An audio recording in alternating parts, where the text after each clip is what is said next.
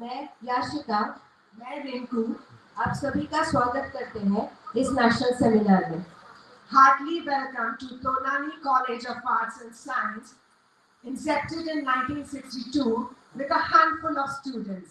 And we are proud to say that today we have more than 1,500 students in our college.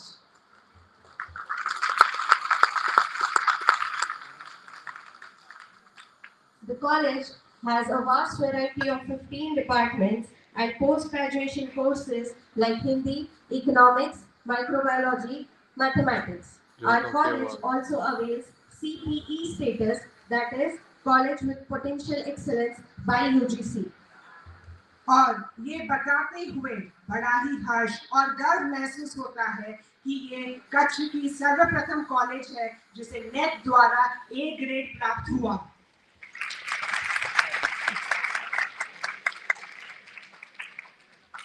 हमारी भारतीय संस्कृति की परंपरा है कि हम कोई भी कार्य शुभारंभ करने से पहले अग्नि को साक्षी करते हैं। इसी परंपरा को जारी करते हुए आइए हम भी आज का शुभारंभ कार्यक्रम दीप प्रागट्य से करें।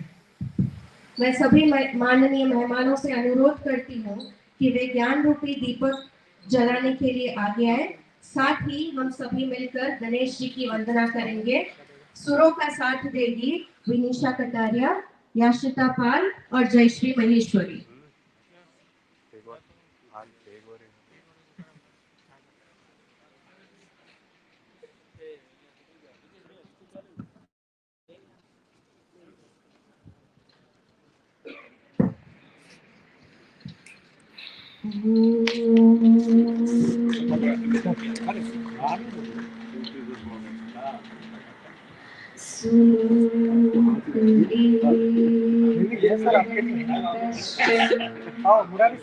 कपिल गज करण किलम्बोधरश्च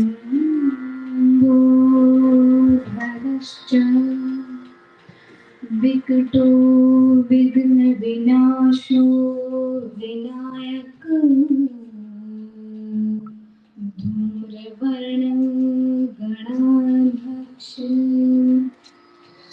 भालचंद्र गजानन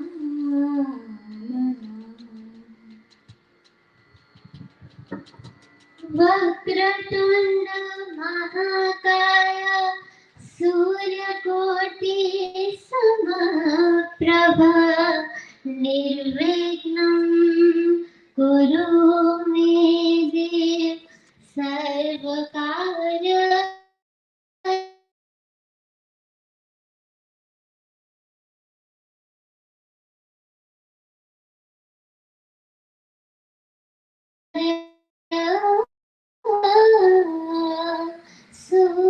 सर्वदा।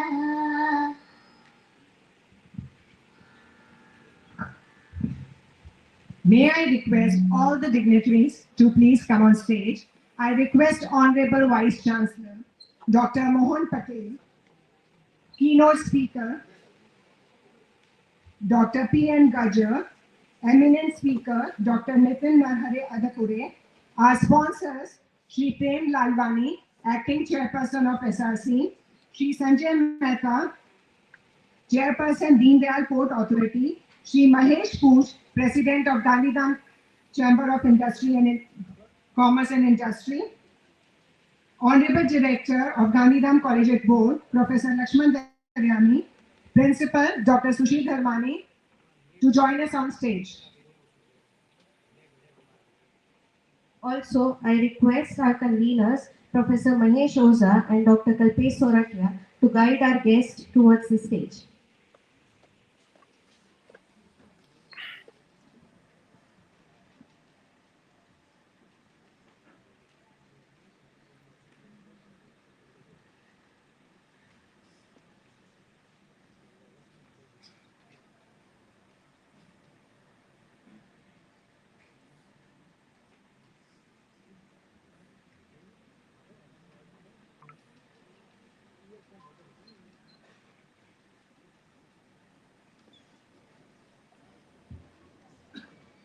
Light is the symbol of brightness and prosperity. As sunlight expels the darkness of night, similarly, blessings bring prosperity and happiness in our life. So to make the morning blessed, let us invoke Goddess Saraswati by prayer.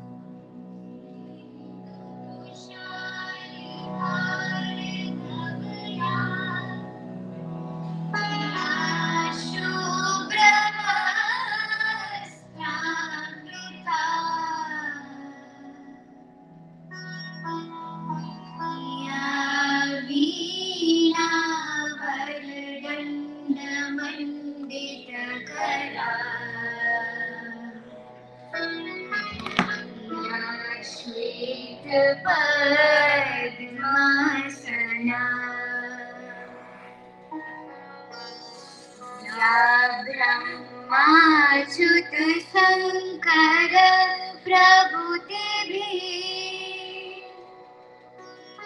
देवै सदा वंदिता सामां पातु Saraswati Bhagwati निशेषजाड्यापहा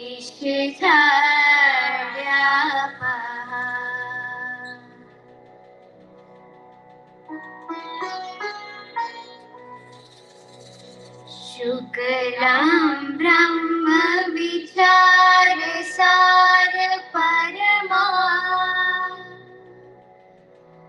अद्यं जगद्व्यापिनीं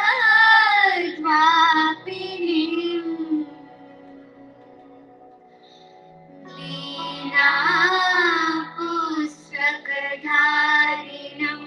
भयदा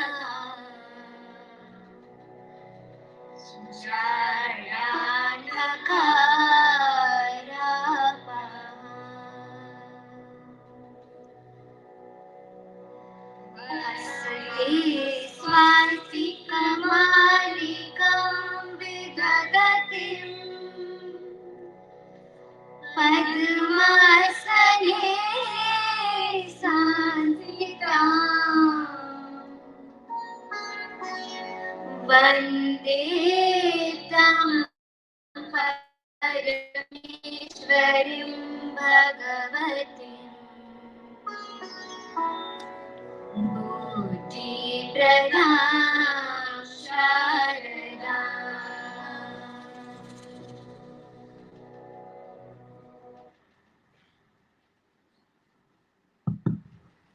May I now call upon Dr. Sushil Dharmani sir, Principal of Tolani College of Arts and Science, for welcome address.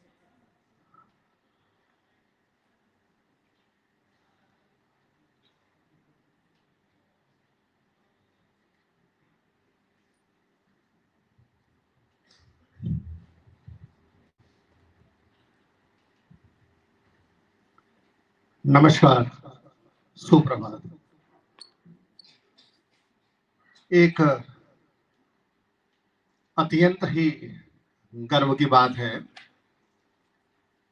कि हम लोगों को वक्त के साथ चलने का मौका मिल रहा है। आज जब भारत देश विश्व की अर्थव्यवस्थाओं में आगे प्रगतिशील है, तो यह हमारा भी कर्तव्य बनता है कि हम देश के साथ कदम बढ़ाएं। हम केवल अपने उन्नत भूतकाल को याद न रखें, बेहतर भविष्य की चिंता करें और इसी चिंतन को एक संगोष्ठी का स्वरूप देते हुए आज हम यहाँ सब एकत्रित हुए हैं। यह अलग बात है कि कॉलेज के पास क्या नेक्स्ट स्टेटस है, लेकिन हमें कूप मंडूक न होते हुए बाहर सागर के पास आना है। इसीलिए समय समय पर ऐसी संगोष्ठियां अति आवश्यक है कि हम कहाँ हैं और हमें कहाँ पहुंचना है। इसी चिंतन के साथ हमारा यह नेशनल साइंस सेमिनार जो हम आयोजित कर रहे हैं, उसमें हम लोगों को एक सबसे बड़ा आज फायदा यह है कि अब हमारे यूनिवर्सिटी में नव नियुक्त वाइस चांसलर श्री मोहन भाई पटेल पधार चुके हैं।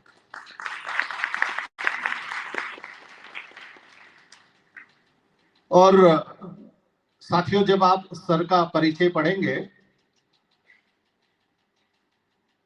तो लगेगा कि सूरज को दिया दिखाने वाली बात होगी। ऐसी इंस्टीट्यूट जो गुजरात की सर्वप्रथम ऑटोनॉमस कॉलेज रही, लग रहा है कि भगवान सही समय पर हर कार्य करते हैं। हम सर का स्वागत करते हैं और आशा करते हैं कि आने वाले दिनों में हम कच्छ वाले जल्दी अपने यूनिवर्सिटी को भी अक्रेडिट कराकर A+ प्राप्त करेंगे।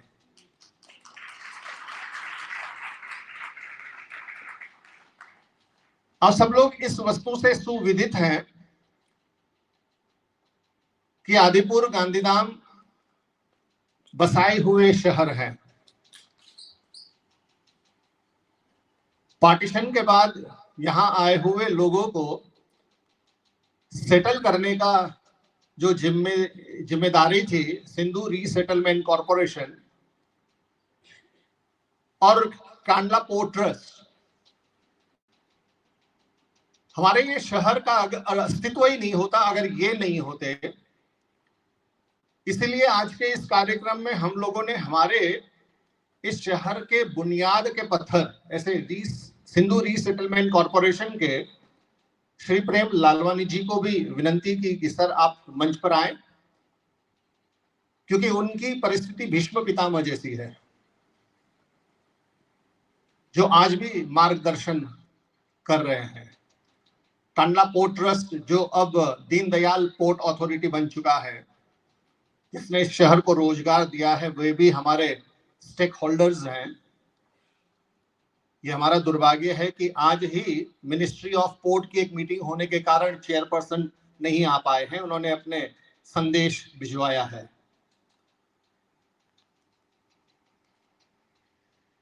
हम सब को मार्गदर्शन के लिए हमारे आदरणीय गजर सर आए हैं, पंकज सर हैं,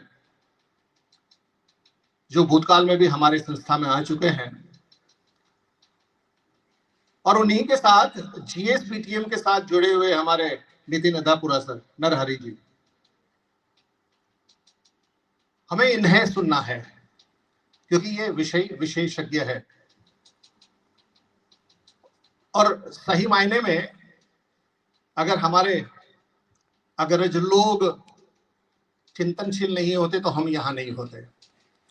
आज के दिन हमें जरूर हमारे इस कैंपस के आद्य स्थापक काका प्रेमदास तोलानी जी को याद करना है, और उन्होंने सही रूप से जिन लोगों के हाथों में अपनी धरोहर सौंपी है, ऐसी गांधीधाम कॉलेजिएट बोर्ड के हमारे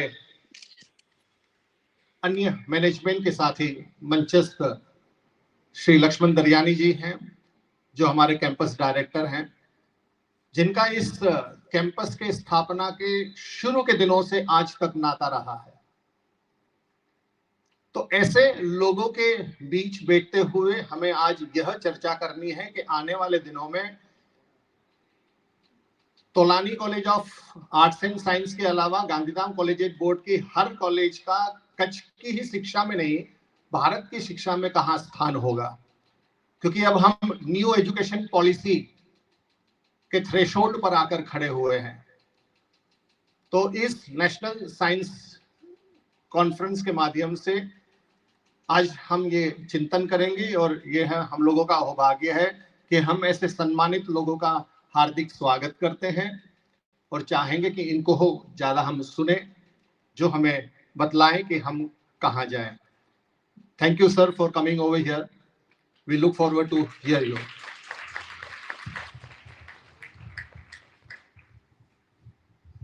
थैंक यू सर।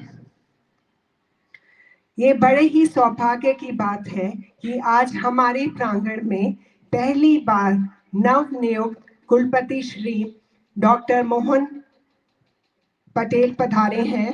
हम बड़े ही गर्वान्वित महसूस कर रहे हैं। मैं अनुरोध करना चाहूंगी गांधीधाम कॉलेज बोर्ड के ऑनररी डायरेक्टर श्री लक्ष्मण दरियानी जी से कि वे उनका स्वागत एवं सम्मान करें।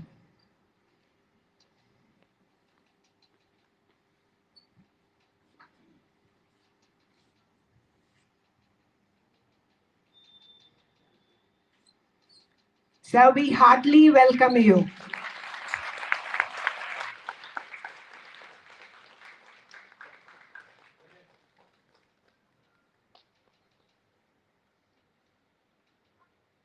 Thank you, sir.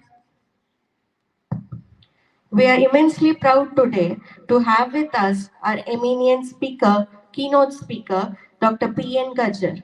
May I request our dearest convener, Dr. Kalpesh Soratia sir, to welcome him.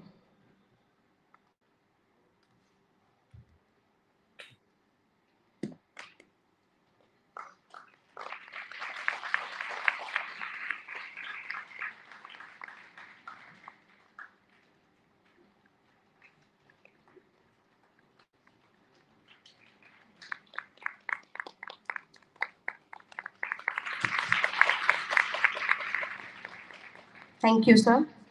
We are privileged to have with us eminent expert speaker, Dr. Nitin Narhare Adapure. May I request our convener, Professor Mahesh Oja, to welcome him.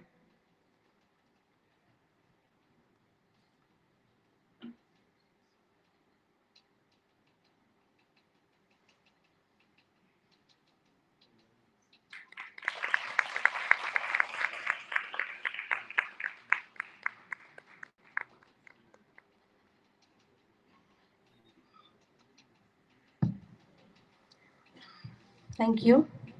हमारे लिए बड़ी गर्व की बात है कि आज हमारे साथ श्री प्रेम लालवानी जी, एक्टिंग चेयरपर्सन ऑफ एसआरसी हैं। हमारे प्रिंसिपल सर डॉक्टर सुशील धर्माणी सर से निवेदन करूंगी कि उनका स्वागत एवं सम्मान करें।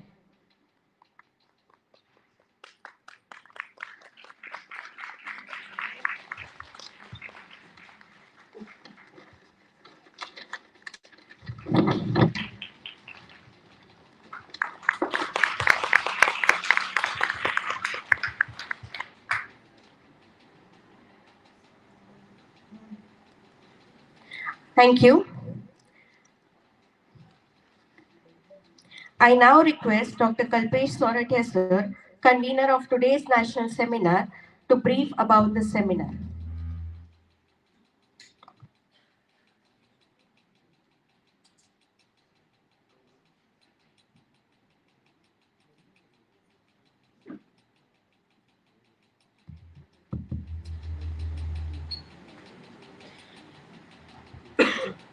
Good morning all. Good morning all. अभी लग रहा है कि मेरे सामने रादर हमारे सामने यंगस्टर्स बैठे हैं। जब तक आपका जोश हमें नहीं दिखेगा, हम ये मानेंगे कि सेमिनार में कुछ कमी रह गई है। Again good morning all. ठीक है, हमारे सब गेस्ट को आपकी आवाज अच्छी तरह से आनी चाहिए। The dignitaries sitting on dais, Dr. Mohan Patel, Honorable Vice Chancellor of KSKV Kutch University, our keynote speaker, Dr. P.N. Gajjar, our expert speaker, Nitin Adapure sir, Acting Director of SRC, Prem Lalwani sir, and हमारे ही अपने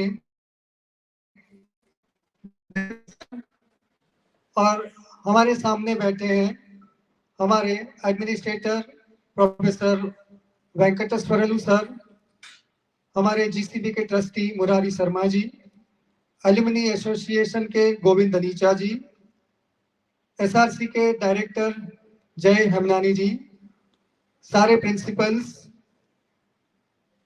university के professors, Tolani campus के professors, my friends and my younger scientist friends, सबका as a convener मैं Kalpesh Sorathiya and on behalf of professor Mahesh Ojha आपका स्वागत करता हूं।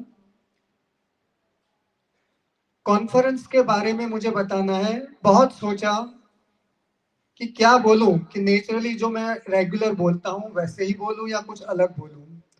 फिर सोचा कुछ मिक्स करके ही आपको बता दूं।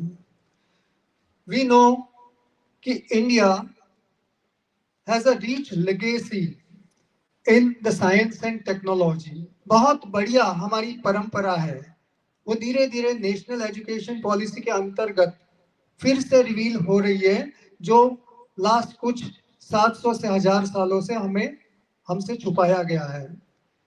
We'll come to know about India, about our India, about our pride India। जो हम बोलते थे कि हमारे भारत में दूध और घी की नदियां बहती थी, साइंस सबसे पीक पे था, वही एरा हम वापस लाना चाहते हैं। Our country, our government machinery, our political power, our mind power, our technologies, our scientists, all together are working in that direction only। India को सबसे ऊपर बैठाने के लिए सभी लोग एक साथ काम कर रहे हैं। जो एक पॉलिटिकल स्टेटमेंट है, मैं पॉलिटिकल पार्टी के कोई फेवर नहीं कर रहा हूं, but there is a statement, double engine सरकार। तभी इंडिया को टॉप में ले जाना है, तो we also need double engine. One engine is sitting over there at Delhi और दूसरा इंजन है हमारे यंगस्टर्स। वी नो आज का इंडिया यंग इंडिया है। अब सब लोग जानते होंगे कि सबसे ज्यादा युवा पॉपुलेशन भारत में है और यही भारत की ताकत है।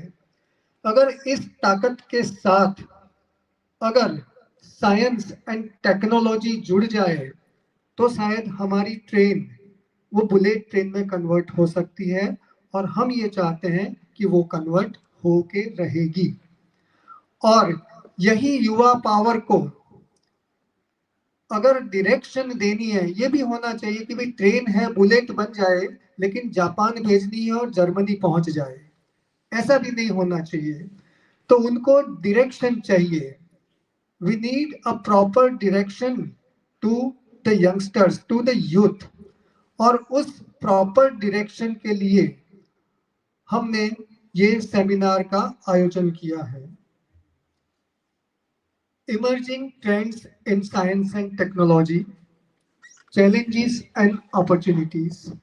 We know science and technology के हर एक फील्ड में बहुत सारा काम हो सकता है, हो रहा है।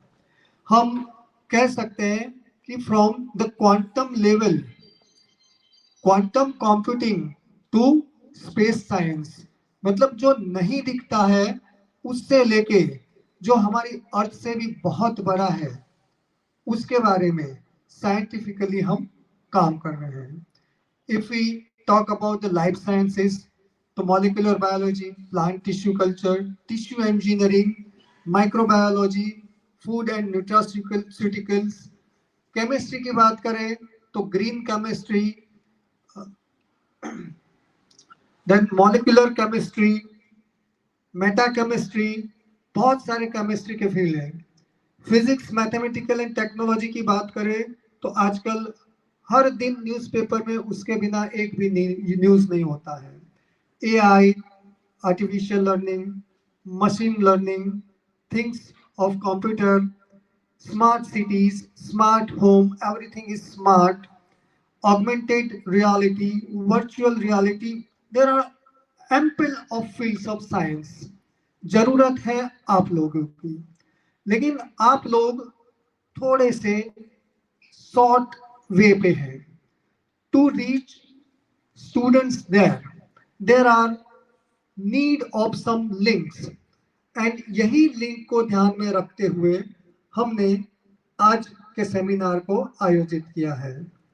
So emerging trends in science and technology, we know everything, we know many things, but we have to think about the second part of the title, challenges and opportunities. We have number of opportunities, बहुत सारी तक है, बहुत सारे field है, but उसके सामने challenges है। तो how to overcome that challenges, how to know that challenges and how to overcome that challenges, इसके लिए ही हमने ये सेमिनार का आयोजन किया है। मुझे ये कहते हुए खुशी हो रही है सर, मोर देन 550 पार्टिसिपेशन इस सेमिनार में हमारा हुआ है, जिसमें 85 प्लस फैकल्टी मेंबर ने रजिस्ट्रेशन किया है, मोर देन 35 रिसर्च स्टूडेंट्स हैं, 70 पीजी स्टूडेंट्स हैं, और जो मैंने बताया कि the power of young India 360 plus UG students ने भी यहाँ पे पार्टिसिपेट किया है। तो बच्चों, अपने लिए एक बार ताली बजा दो।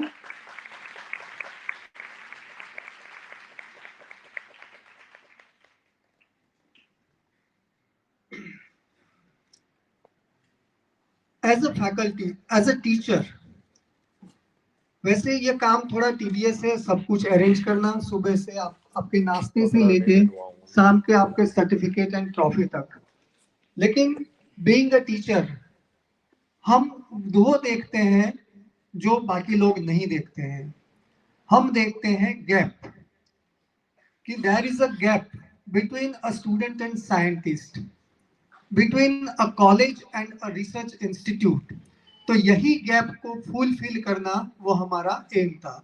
सम ऑफ आवर एम्स, कि हमने क्या सोच के ये सेमिनार किया, तो उसमें सबसे पहला था अवेयरनेस, कि साइंस टेक्नोलॉजी उसमें क्या हो रहा है, वो अवेयरनेस के लिए हमने ये सेमिनार किया है। Second aim, interaction. हमारे पास ज्यादातर यूजी स्टूडेंट हैं, तो उनका interaction with the PG student जो कि हायर स्टडीज में है, विद द रिसर्च फेलोज जो कि एक्चुअल रिसर्च कर रहे हैं, और उनसे भी ऊपर फैकल्टीज, उनके साथ उनका इंटरेक्शन हो, और सबसे ऊपर जो हमारे साथ आज बैठे हैं गज्जर सर और अदापुरे सर जैसे एक्सपर्ट फैकल्टीज, वो भी अपने इतने सालों का साइंस का नॉलेज आपके साथ शेयर कर सके। So the interaction from student to experts, वो हमारा एक दूसरा एम रहा है। Third, sharing of ideas.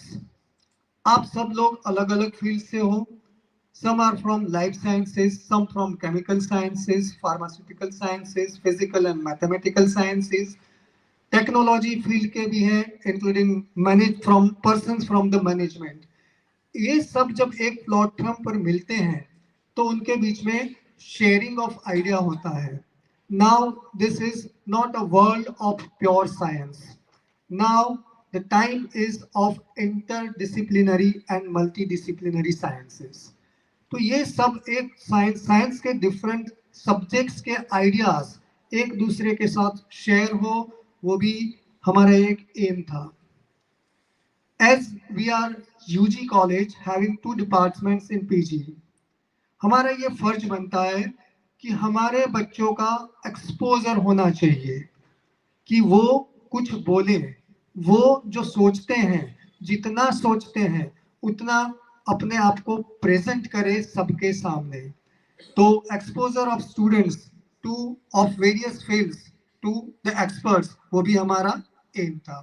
So by keeping this aims in our mind, we have organised this national seminar. I, on behalf of the Tolani College of Arts and Science, heartily welcome and thank you कि आप यहाँ पे आए, आपने participate किया, और खास करके आप you are going to present yourself with your subject in science and technology. Thank you very much.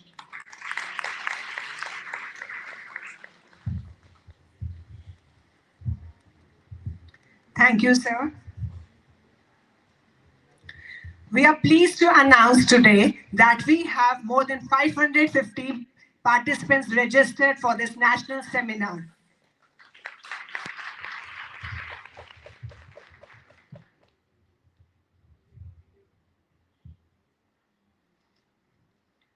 And we have prepared an abstract book with 210 participants. So what will be the better moment for this when all the literary luminaries are present here? May I request all the dignitaries to release this book. Their presence elevates the prestige of our book launch.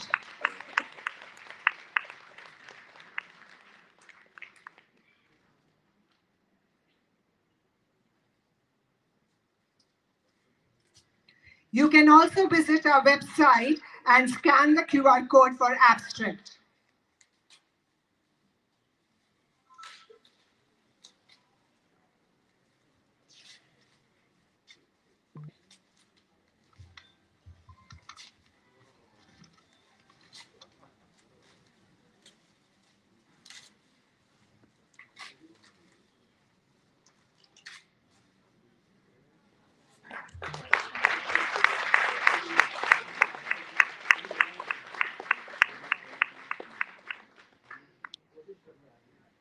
Thank you, sir.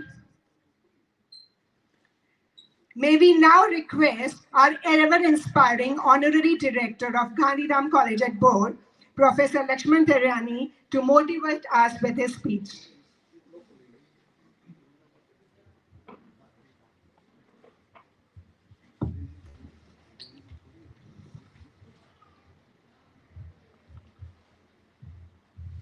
Dr. Patel, Vice Chancellor, Kutch University, dignitaries on and off the dais,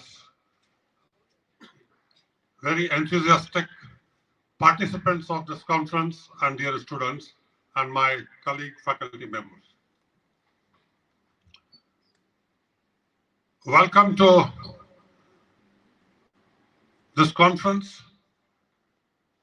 To start with, I must compliment the team of Dr. Surat here, who have worked hard to get a registration of 500 plus, which is very, very remarkable. Compliments to you.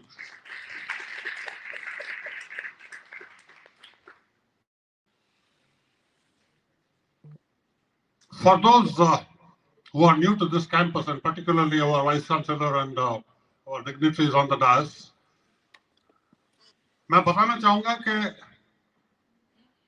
ये जो campus है, जिसको हम affectionately we call it as a Tolani Vidya Mandir, we are connected with 3 trusts: Gandhiram Collegiate Board, Ramakrishna Seva Kendra, and Tolani Eye Hospital. This is established on land of almost 40 acres, courtesy SRC, 7 colleges,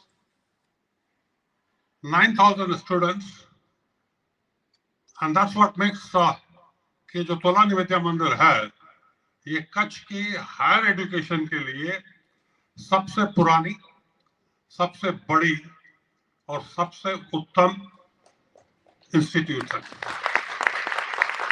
उत्तम class, I am saying very proudly कि आज नहीं, right since the first batch of Polytechnic passed out in 1964, तब से लेकर के आज तक हमारे कॉलेज के जितने भी प्रोग्राम्स चलते हैं, बाय एंड लार्ज हमारे स्टूडेंट्स यूनिवर्सिटी के टॉपर्स में आते ही रहते थे और आते रहते हैं, और आई एम श्योर आते रहेंगे.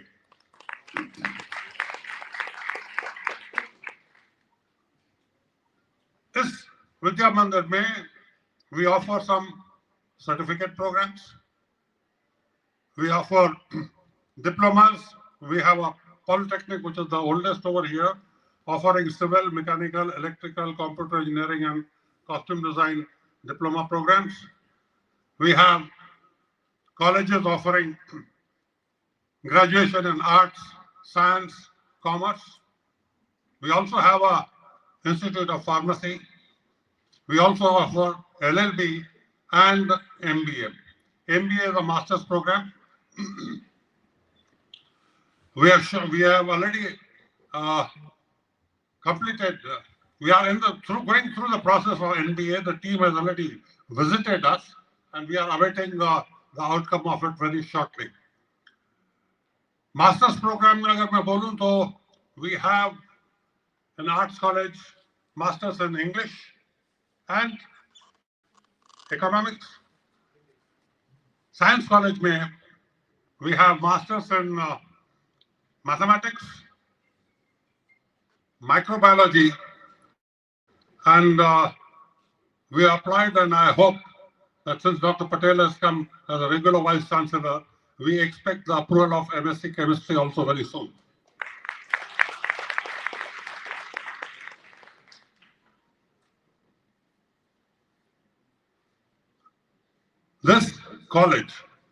These colleges are there for the overall development of children. Not only education, but for the overall development of children. That's why हमारे यहाँ रामकृष्ण सेवा केंद्र भी है, जहाँ पर स्पिरिचुअली भी लोग बात करते हैं, उनके मॉन्क्स आते हैं और बच्चों के साथ काफी इंटरेक्शन होता रहता है.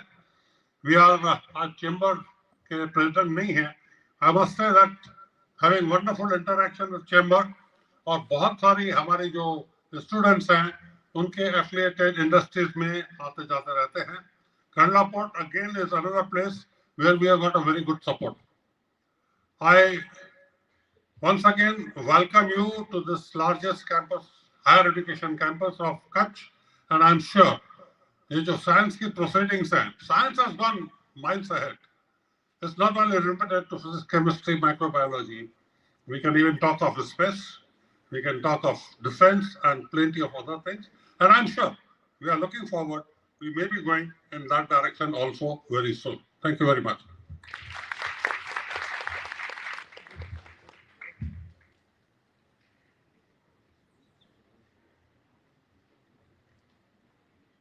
Thanks a lot, sir. I would now call upon Shri Prem Lalwani, sir, Chairperson of SRC, to address the gathering.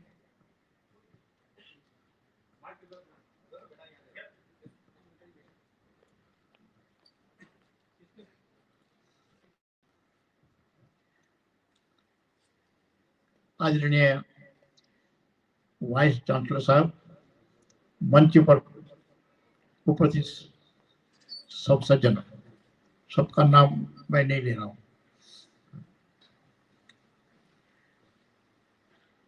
वाकई ये जो सेमिनार, नेशनल सेमिनार जो किया गया है, उसके लिए मैं धर्माणी जी को और उनके पूरी टीम को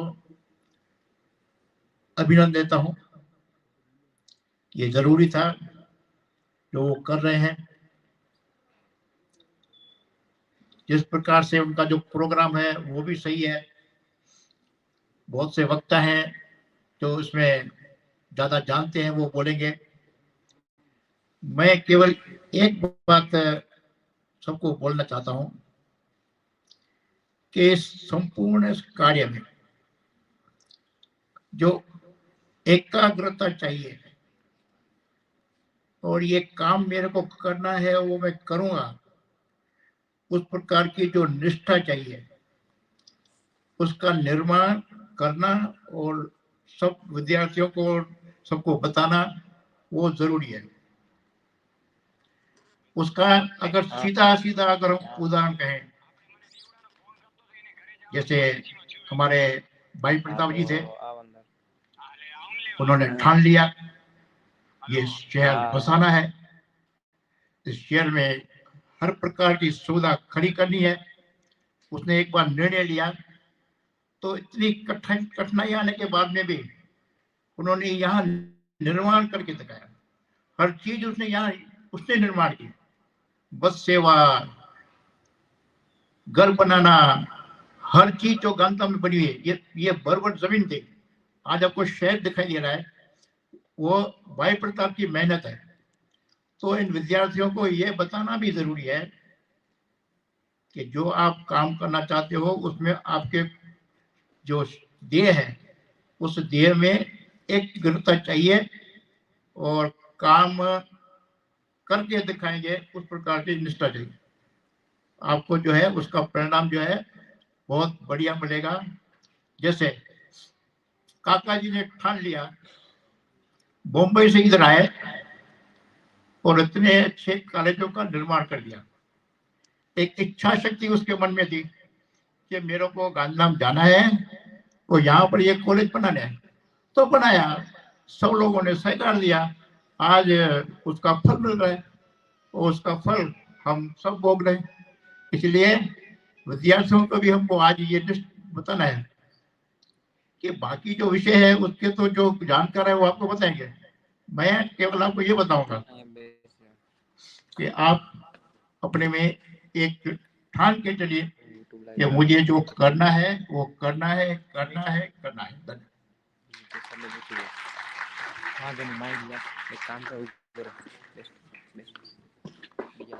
Thank you, sir. In fact, the whole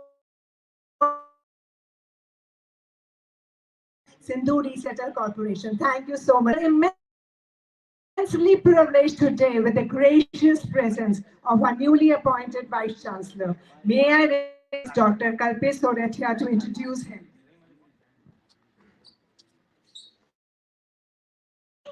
Dr.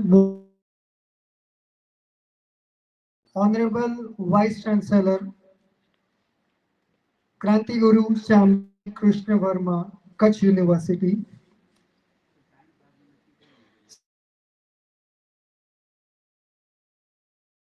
મૂળભૂત રીતે એટલે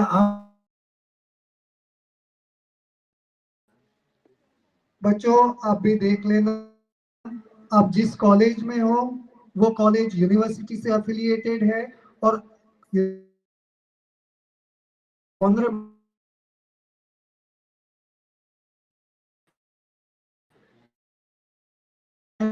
he was born in Khatrana,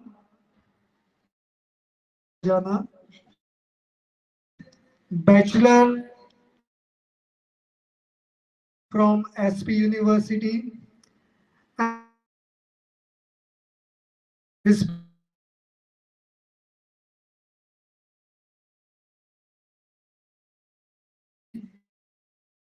he was the principal of S. Patel College of, I think,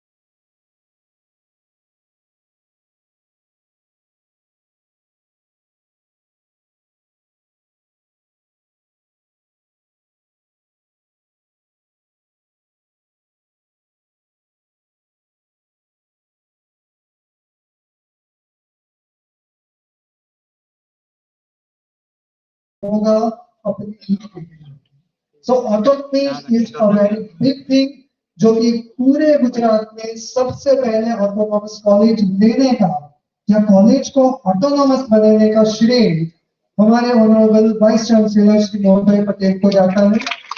मैं ऐसे ही talented, godless, educationalist and economist doctor Mohan bhai Patel को विनती करूंगा कि प्लीज सर, आप हमारे बच्चों को, हमारे यंगर साइंटिस्ट को आप मोटिवेट करें कुछ अपने ही अंदाज में और अपने ही please sir.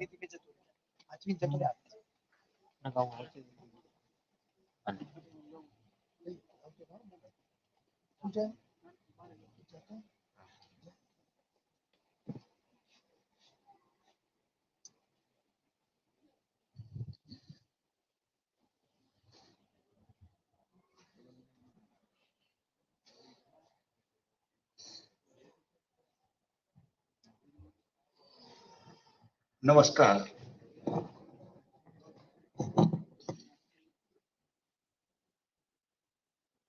Dignitaries on the dais, Lalwani sir, मेरे कई सालों से मेरे साथ है और सरदार पटेल यूनिवर्सिटी ने हमने साथ काम करने का जो मौका दिया है, वैसे पीएन गज्जर साहब, नितिन जी, इस तोलानी कैंपस के डायरेक्टर और मेरे अजीज दोस्त धर्मानी जी, महेश भाई, इस तोलानी कॉलेज के अध्यापक, सब्जेक्ट एक्सपर्ट्स,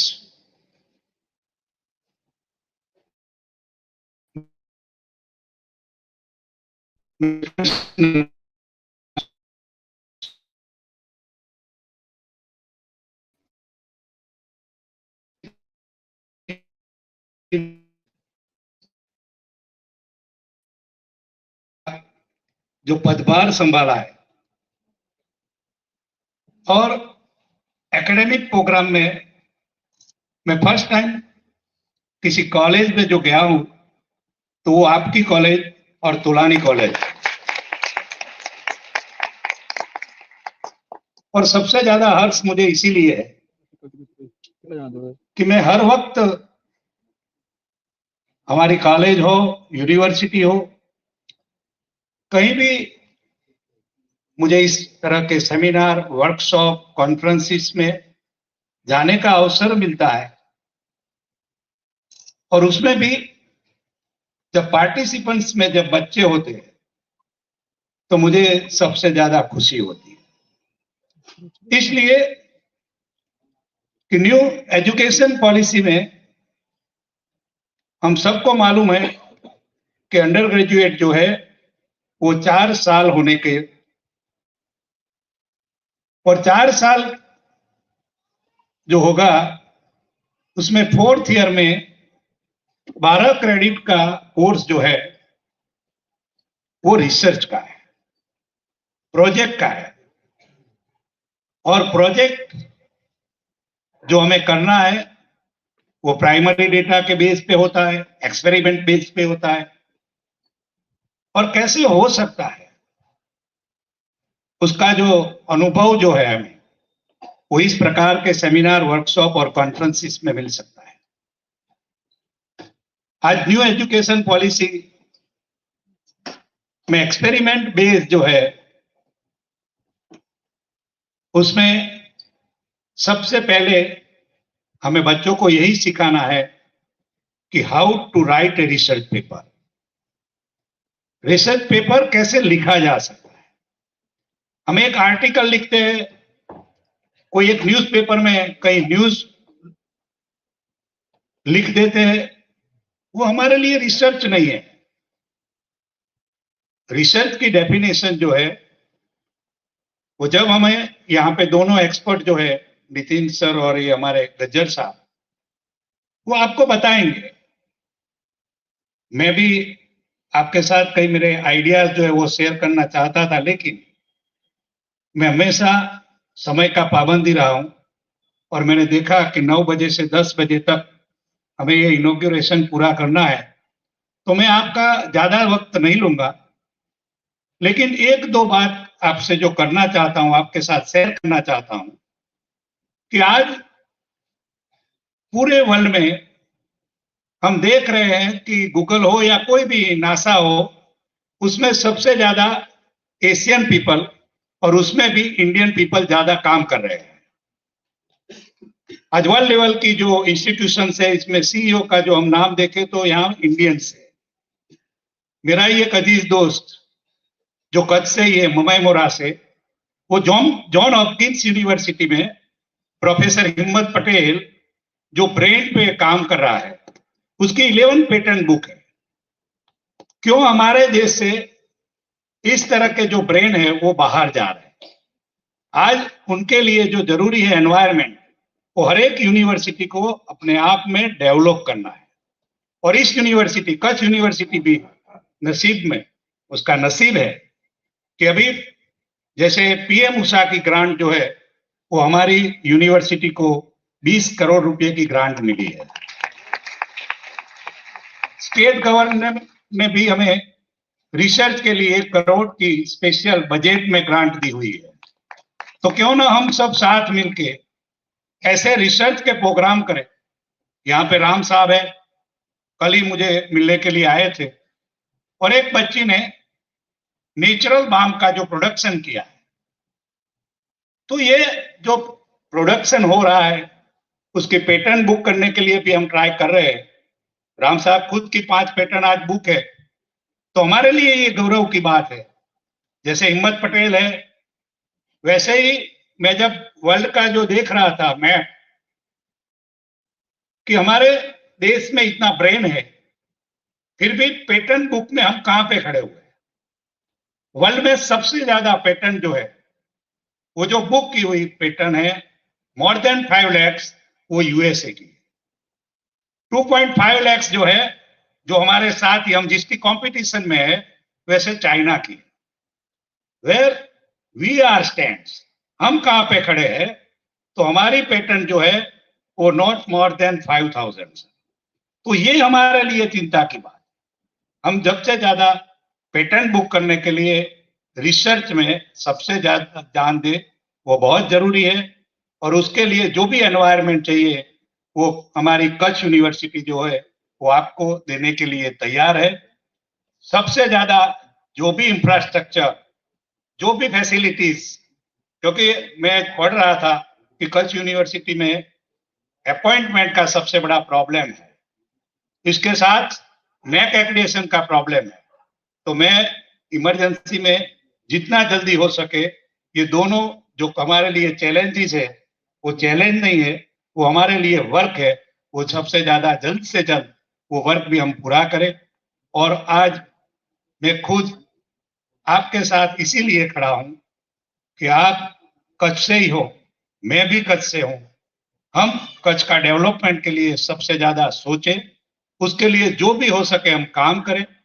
और अनएक्सप्लोर जो है, कच्छ में कई सेक्टर्स जो है वो आज तक अनएक्सप्लोर है, वो सबसे ज्यादा एकेडमिक के थ्रू उसका एक्सप्लोर करें, उसमें रिसर्च करें। और कच्छ में ये नेक्स्ट 5 years में हम ऐसा हमारा रोड मैप बनाए कि हम कहाँ जाना चाहते हैं, इसके लिए क्या जरूरी है। और उस जरूरत में जहां भी कच्छ यूनिवर्सिटी की जरूरत पड़े, वो आपके साथ है। और मैं आप सबका धन्यवाद करता हूं, मुझे ये यहाँ पे आने का अवसर दिया। और तोलानी कॉलेज और तोलानी जो इंस्टीट्यूट है, उसको देखने का भी अवसर मिला। धन्यवाद।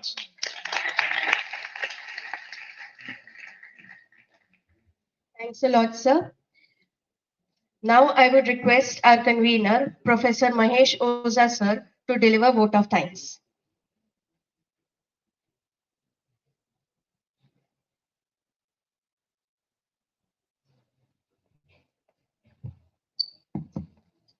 नमस्कार। वैसे जनरली वोट ऑफ थैंक है वो at the end of program रहता है, लेकिन अभी जो इनॉग्रेशन प्रोग्राम है उसमें बहुत सारे हमारे गेस्ट उपस्थित हैं और जिनके कारण ये पूरा सेमिनार संभव हुआ है। ऐसे सारे गेस्ट हैं, उनका आभार व्यक्त करना हमारा दायित्व रहता है। इसलिए मैं अभी ये इनॉग्रेशन सेरेमनी के ये फर्स्ट सेशन के एंडिंग में पूरे सेरेमनी में, पूरे इवेंट में हम सबको एक बात ये ध्यान में रखनी चाहिए कि ये सब कैसे पॉसिबल होता है। तो जैसे सोरठिया सर ने बताया था कि ये विचार आया और बहुत ही कम समय में, लगभग 1 महीने में ही ये पूरा सेमिनार है वो हमारे सामने साकार हुआ है। ये हम कहें कि ये पूरे सेमिनार के प्रणेता है वो हमारे convener doctor Kalpesh Sorathiya sir है। हमें उनके लिए भी एक बार तालियां बजानी चाहिए। ये प्रणेता या विचार आना वो एक आत्मा रहता है, उसका एक शरीर रूप यानी कि आप सब है। सब स्टूडेंट्स ने और रिसर्च फेलो फैकल्टीज ने इतनी अच्छी संख्या में 500 प्लस में जो रजिस्ट्रेशन किया है, उसके कारण ये पूरा सेमिनार है वो साकार हुआ है। तो आप सबका भी मैं तहे दिल से धन्यवाद व्यक्त करता हूँ। लेकिन आत्मा और शरीर से भी काम नहीं बनता है। शरीर है उसको एक्शन में आना है तो थोड़ा सुपोषित करना पड़ता है। पोषित नहीं, सुपोषित। सुपोषित भारत का भी काम चल रहा है और सुपोषित यानी कि ये पूरे सेमिनार है उसके लिए फंडिंग का और समर्थन का जो काम किया है। ऐसे हमारे प्रेम लालवानी जी सिंधु रिसेटलमेंट कॉरपोरेशन से है, उनके कारण भी ये सेमिनार संभव हो पाया है। ऐसे दीनदयाल पोर्ट अथॉरिटी है और चैम्बर ऑफ कॉमर्स है, जिनके आर्थिक सहयोग से ये पूरा सेमिनार साकार हो रहा है। हम ये तीनों संस्थाओं का ये कॉलेज की ओर से एक हार्दिक धन्यवाद व्यक्त करते हैं। लेकिन कुल मिला के ये जो सेमिनार है वो कुछ न कुछ उसकी फलश्रुति हो, कुछ न कुछ सत्य का प्रतिपादन हो, उसके लिए हमारे लिए जो एमिनेंट स्पीकर्स हमें मिले हैं, डॉक्टर पीएन गज्जर सर और डॉक्टर नितिन सर, एक कर्णावती अहमदाबाद से है और दूसरे हमारे संभाजी नगर औरंगाबाद से है। दोनों एक्सपर्ट जिन्होंने अपना एक वैल्यूएबल समय हमें दिया है, उनके लिए हम उनका भी हार्दिक आभार व्यक्त करते हैं। और हमारे अपने ही है, कच्छ के ही है और ये अपनी कॉलेज से जिनका हम कहेंगे कि एक्चुअल में एकेडमिक वर्क शुरू हो रहा है, डॉक्टर मोहन पटेल सर हमारे यूनिवर्सिटी के वीसी सर है, वो भी आज हमारे यहाँ उपस्थित हुए और अपना मार्गदर्शन किया। उसके लिए उनका भी मैं अपनी कॉलेज की ओर से हार्दिक धन्यवाद व्यक्त करता हूँ। बहुत कुछ लोगों की मेहनत से ये सब हो रहा है। तो कैटरिंग है, मंडप है, साउंड है, हमारे पत्रकार मित्र है, हमारे स्टूडेंट वॉलंटियर्स है, हमारे पार्टिसिपेंट है और कई लोग हैं कि जिनका नाम मैं शायद नहीं ले पाऊंगा। ऐसे सब लोगों का जिनका इस सेमिनार में सहयोग मिला है, वो सबका मैं आभार व्यक्त करता हूँ। धन्यवाद। भारत माता की जय।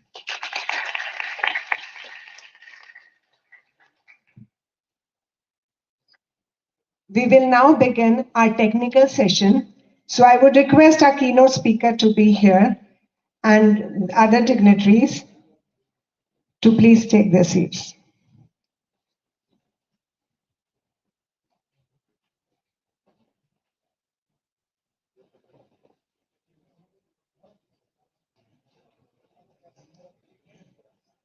Your laptop.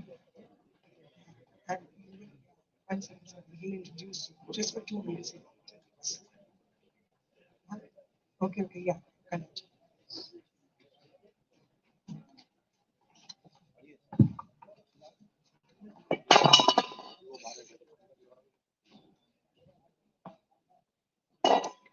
I now invite Professor Mahesh Oja on stage as chairperson of session to introduce our esteemed keynote speaker.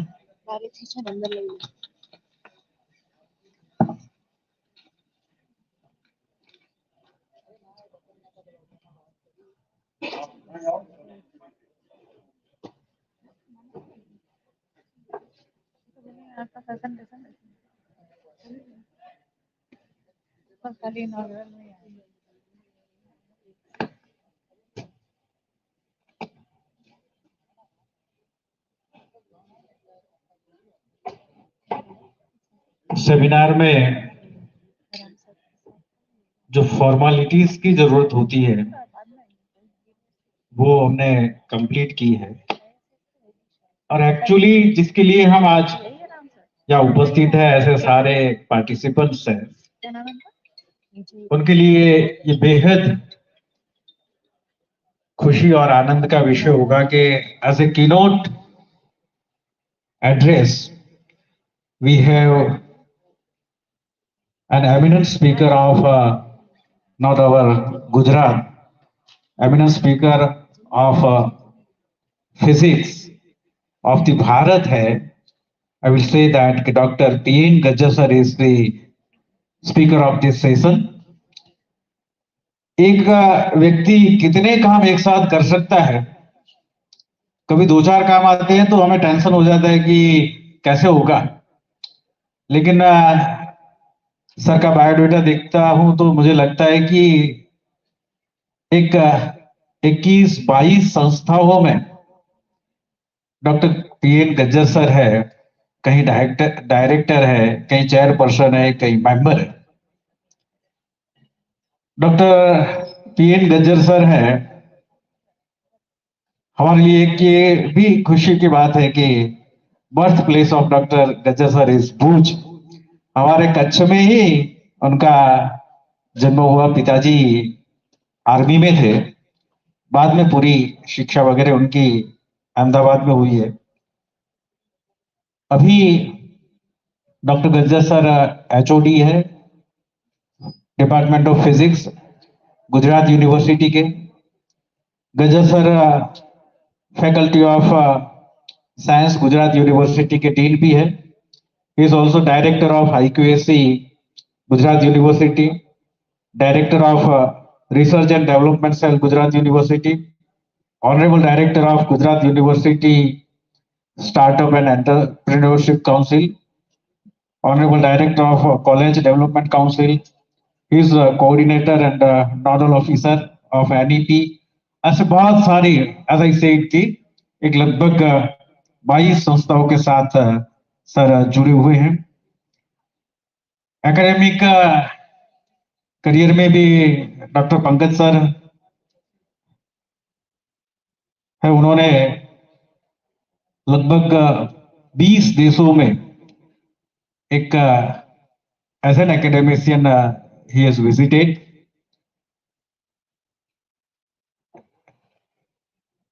एक 200 प्लस उनके कॉन्फ्रेंसेस है उन्होंने अटेंड किए हैं। डॉक्टर पंकज सर है, उनके अंडर में बहुत सारे स्टूडेंट्स ने PhD कंप्लीट किया है। 22 स्टूडेंट्स है, they have completed the PhD. ऐसी बहुत सारी कॉन्फ्रेंस वगैरह में एज ए रिसोर्स पर्सन भी डॉक्टर पंकज सर जाते रहे हैं। तो मुझे लगता है कि बाकी बहुत एक सेशन 1 कलाक का है और उनका इंट्रोडक्शन आधा घंटा चल सकता है, ऐसा एक वाइड एक्सपीरियंस है। तो ये डिटेलिंग के बदले हम डायरेक्टली उनका परिचय उनकी स्पीच से ही लेंगे। I request doctor Pankaj sir, PN Gajjar sir to continue this session. Welcome, thank you sir.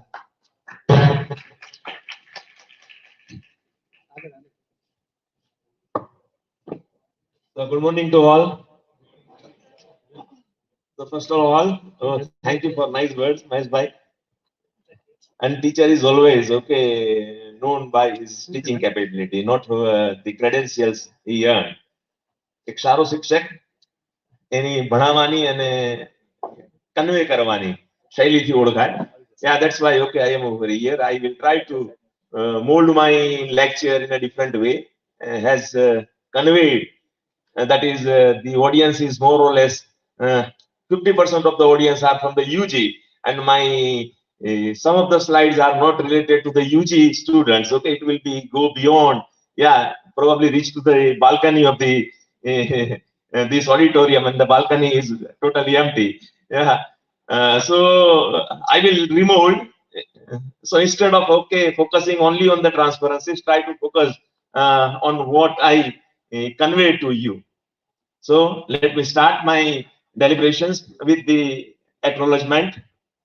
It's really indeed a pleasure for me to come into this campus again. I visited this campus in 2022 in the probably the Arts and Science College, where I gave one popular science lecture.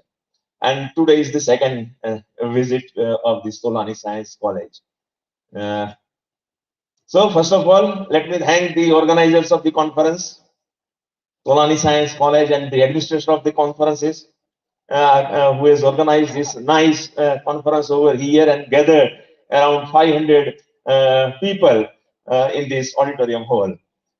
Speakers with me, yeah, there is a few more eminent speakers over here. Yeah, so I also thank the eminent speakers present over here. The participants who are going to contribute in the oral and the poster sessions in the conference. Of course, the Indian National Science Academy and the Gujarat, my own institute, the Gujarat Science University, Gujarat University. Of course, we are dealing with the two slogans in the nation. That is, our aim is to reach to 5 trillion economy in 2025.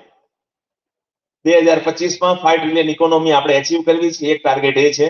And the other target is the Vikshit Bharat at 2047.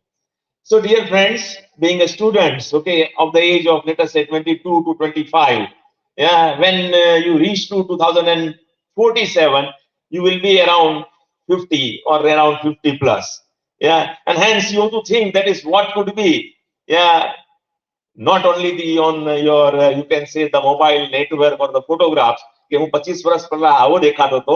Instead of that, try to challenge yourself, yeah, and reconstruct your picture. That is, what will be your picture after 25 years?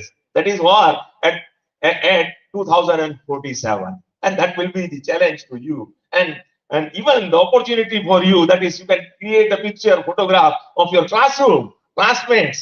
Yeah, તમારી સાથે બાજુમાં બીજાને ઉભા રાખીને એનો પણ photograph બનાવો, કે સફેદ વાળ હોય, અથવા અડધા વાળ થઈ ગયા હોય. Yeah, that will be opportunities and challenges.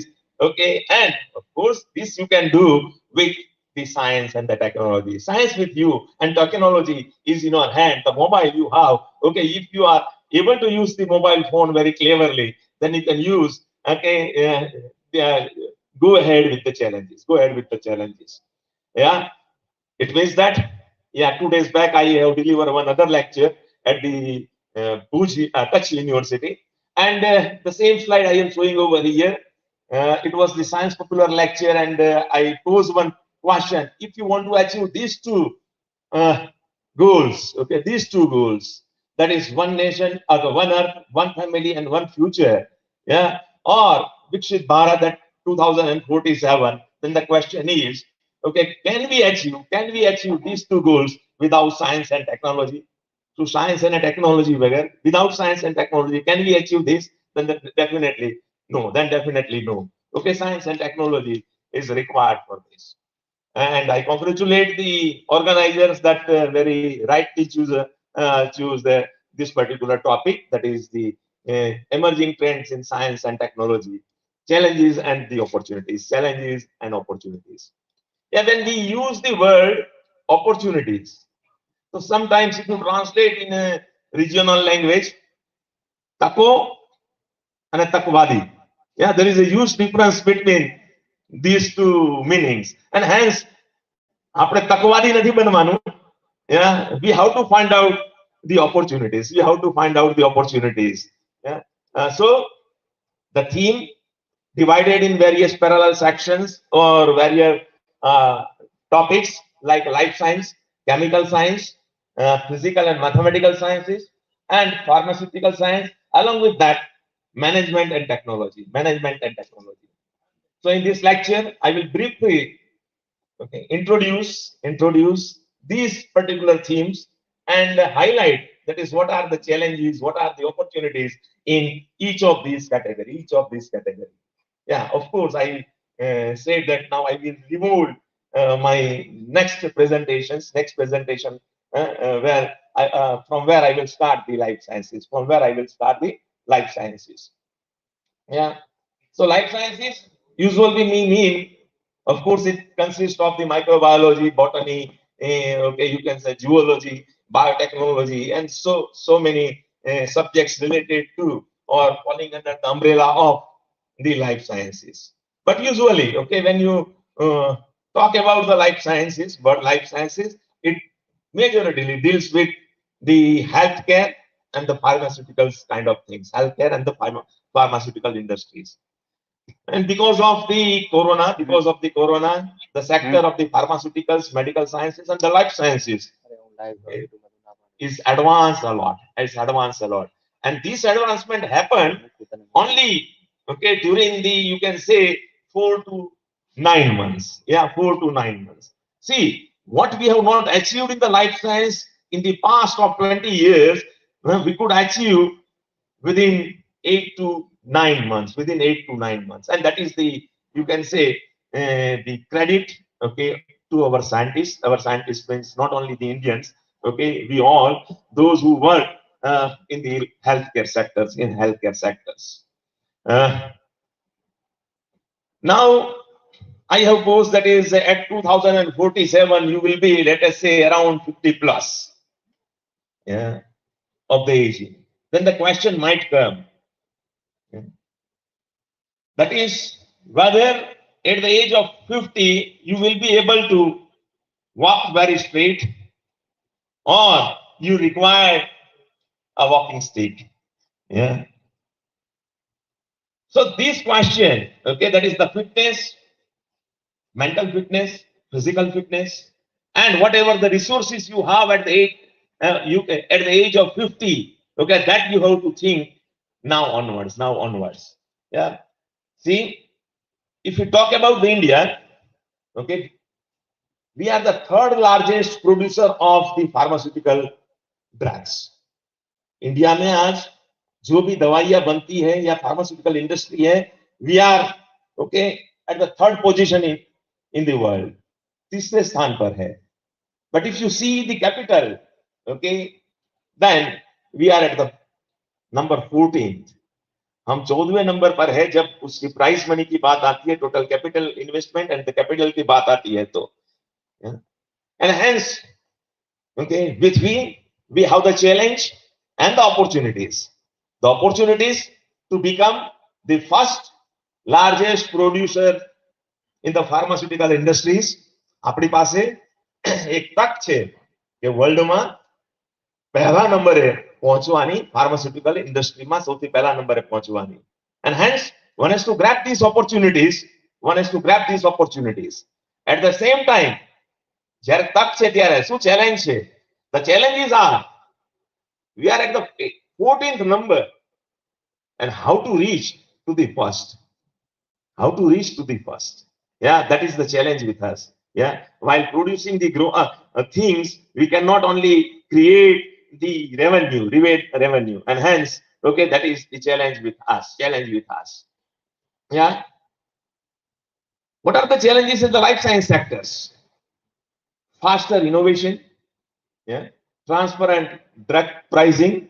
That is, if you, let us say, buy one drug from a chemist or one brand, and if you buy a drug, same drug from other chemist and of the other brand, then the pricing will be different. Similarly, the pricing in India and the pricing at the abroad will be different. And hence, when you manufacture a certain kind of drugs and exports, let us say, yeah, then okay, your prices should be a competent one. Then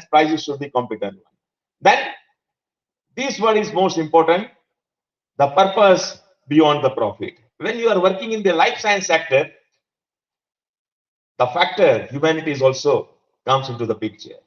માનવતા પણ અંદર જ્યારે આવે, જ્યારે તમે health સેક્ટરની સાથે કામ કરો ત્યારે પ્રોફિટને એક બાજુ ભૂલી જવું પડે, એવું આ વાક્ય કહે છે. That is, okay, when you work in the life science, okay, you have to carry with the words, that is the purpose beyond the profits. And hence, in this kind of challenges, you have to, okay, we have the two goals. One, we have to reach to the first, okay, number in producing the pharmaceutical drugs and other part. And the second, from the 14th, okay, we want to reach to the first. We want to reach to the first. Yeah. Some of the challenges I have highlighted over here. High failure rates in the drug development.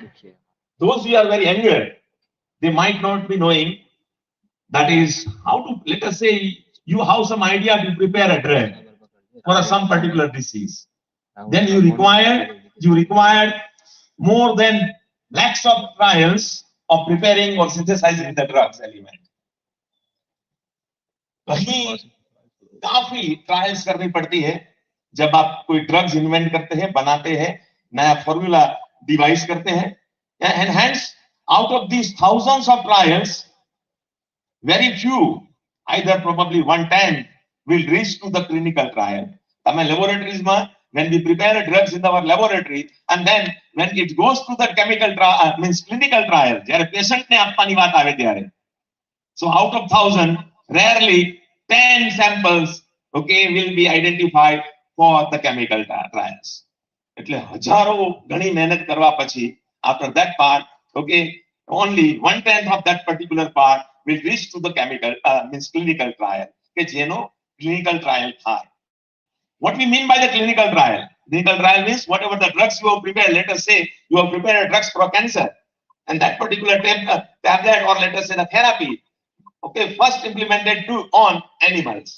Yeah, once it reached to a successful standard, the animal trial will be go to the human trial. પહેલા animal ઉપર પ્રયોગ કરવામાં આવે અને પછી માણસો ઉપર એનો પ્રયોગ કરવામાં આવે. And hence, when it reached to the chemical trial, out of that 1/10, એ જે 10મા ભાગની જે વસ્તુઓ આપણે chemical trial માટે પહોંચી, out of that 1/10 will reach to a final product, a final approval process. Once, let us say, a drug is approved finally, then question comes of the production, and એ પછી એનું production સુધી પહોંચે. So this is the difficulty. That is, it is a very long process, starting from the invention to the market. એમને આપણે કેમિસ્ટના shop ઉપર જઈને સીધી દવા લઈ આવીએ છીએ, મેટાસિન. તો એ મેટાસિન રાતોરાત નથી બનેલી હોતી. મેટાસિન માટેના, okay, thousands of trials, okay, probably they have conducted. Yeah. Hurdles, regularity hurdles. I have one idea. I have prepared, let us say, out of these many attempts, I have prepared one small drugs, let us say, which will be effective, hypothetically effective for, let us say, a cancer. Then there is a regulatory authority, that is, you cannot do the experiments even on the animals without the prior permission. Even you cannot do the experiments with the humans, and hence you have to need, okay, we have to require the authority or permission from the regulatory bodies. And the different countries have different norms. Let us say certain kind of drugs are not allowed in India, while certain kind of drugs are allowed, let us say, in the US, China, and other part.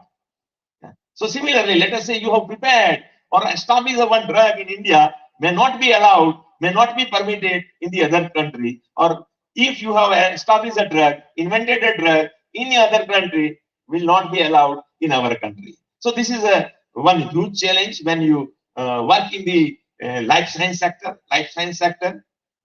Prices, okay, because when you do the research and do the marketing, research means laboratory to the field, to the market. Yeah, it requires the investment. And once you invest, let us say, huge amount of rupee, crores. Yeah, and when, okay, let us say a chemist asks 5,000 rupees for one strip of a tablet, then naturally it will not be a price effective. And hence one has to compromise on the pricing part of the things. Property rights. Let us say one person has invented one drug, copyright, this patented a drug, but the patent has a different scenario. Certain patent has only the inventory type of things, and the validity of 10 years only. So let us say I have invested 1 billions, 10 billions, 1,000 billions for producing a certain kind of drugs and availing these drugs in the market. But what about after 10 years? 1000 crore રૂપિયાનું રોકાણ કરી દીધું અને મારી patent ફક્ત 10 વર્ષ માટેની છે. 10 વર્ષ પછી કોઈ પણ વ્યક્તિ એ દવા ફરીથી બનાવી શકે છે. Metacin, paracetamol, Dolo, with the same drugs with the different names. તો મેં જે પેરાસિટામોલ સૌથી પહેલા શોધી હતી 1000 કરોડ રૂપિયા ખર્ચ કરીને, what about that particular part? What about that particular intellectual right? એ પણ questions આવે છે. So it is not that much of easy, dear friends. જે તમે હજી નવા છો, those who are just in the undergraduate level, they have to read this carefully, understand this carefully.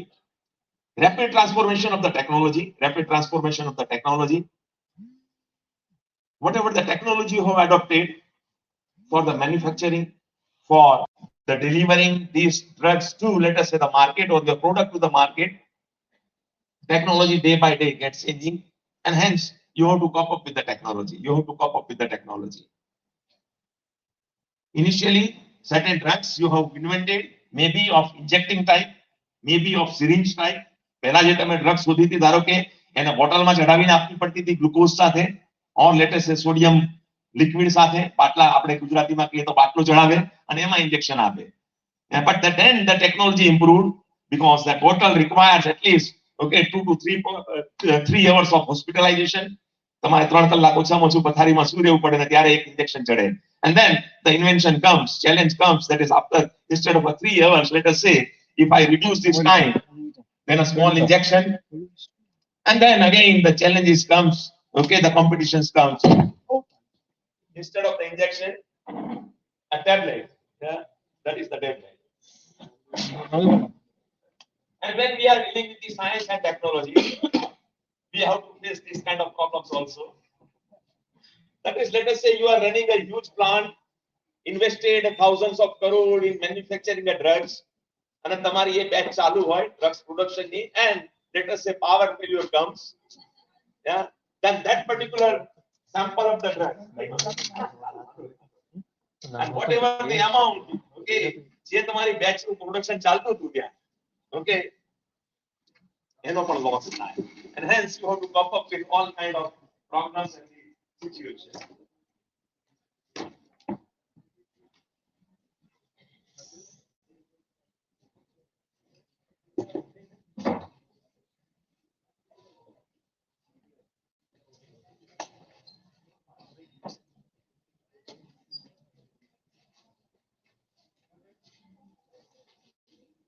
That comes the medical instrumentation part also.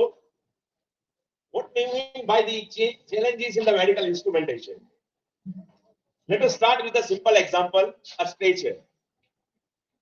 A patient lied on a stretcher, ambulance માં આવ્યો અને stretcher માં એને hospital માં લઈ જવાનો છે.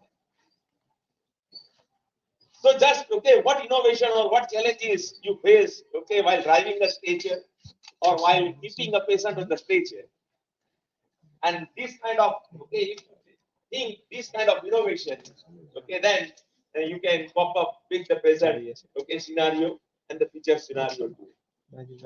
Science and technology comes there. How many of you have experienced that in certain kind of lifts, you will feel the jerks.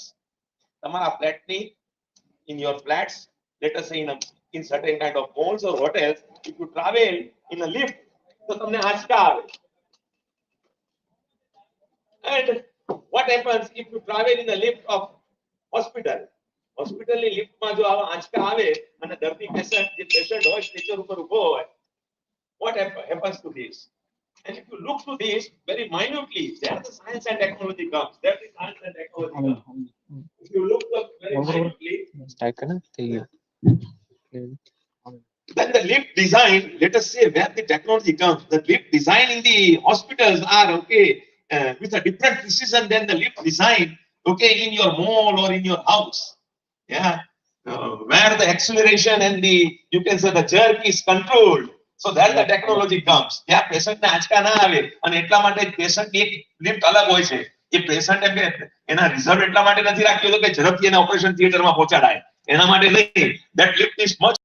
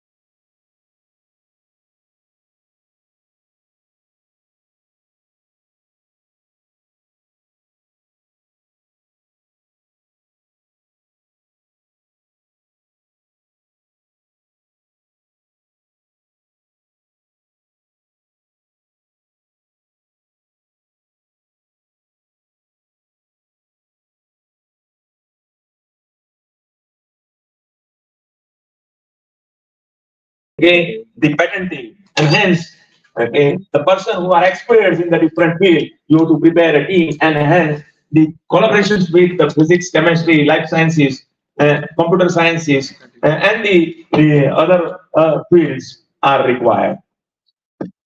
Of course, this is all one of the themes, that is digital health or the telemedicines. Nowadays, the websites and the web portals are there where you can contact on the web portal to a doctor and provides the healthcare information, provides the healthcare information. And for us, the most crucial part is ethical practices, sustainability and ethical practices. See, we have heard that there are dummy doctors, dummy treatments, even the big and the, you can say, the branded hospitals are also doing the unethical practices. કશું ના થયું હોય તો કે બે stand મુકાવી દો. Yeah. So we have to cautious, and this is the challenge, and how to protect a patient from the unethical practices. Unethical. These are the few challenges in this particular part. Yeah.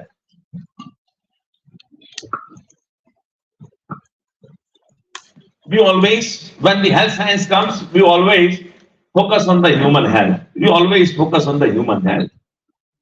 My next question is, okay, we always focus on the human health.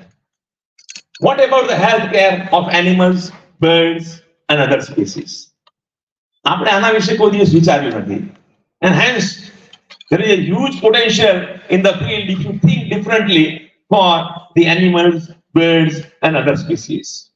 બીજા માટે વિચારશો, આપણા માટે તો ઘણા બધા લોકો વિચારે છે.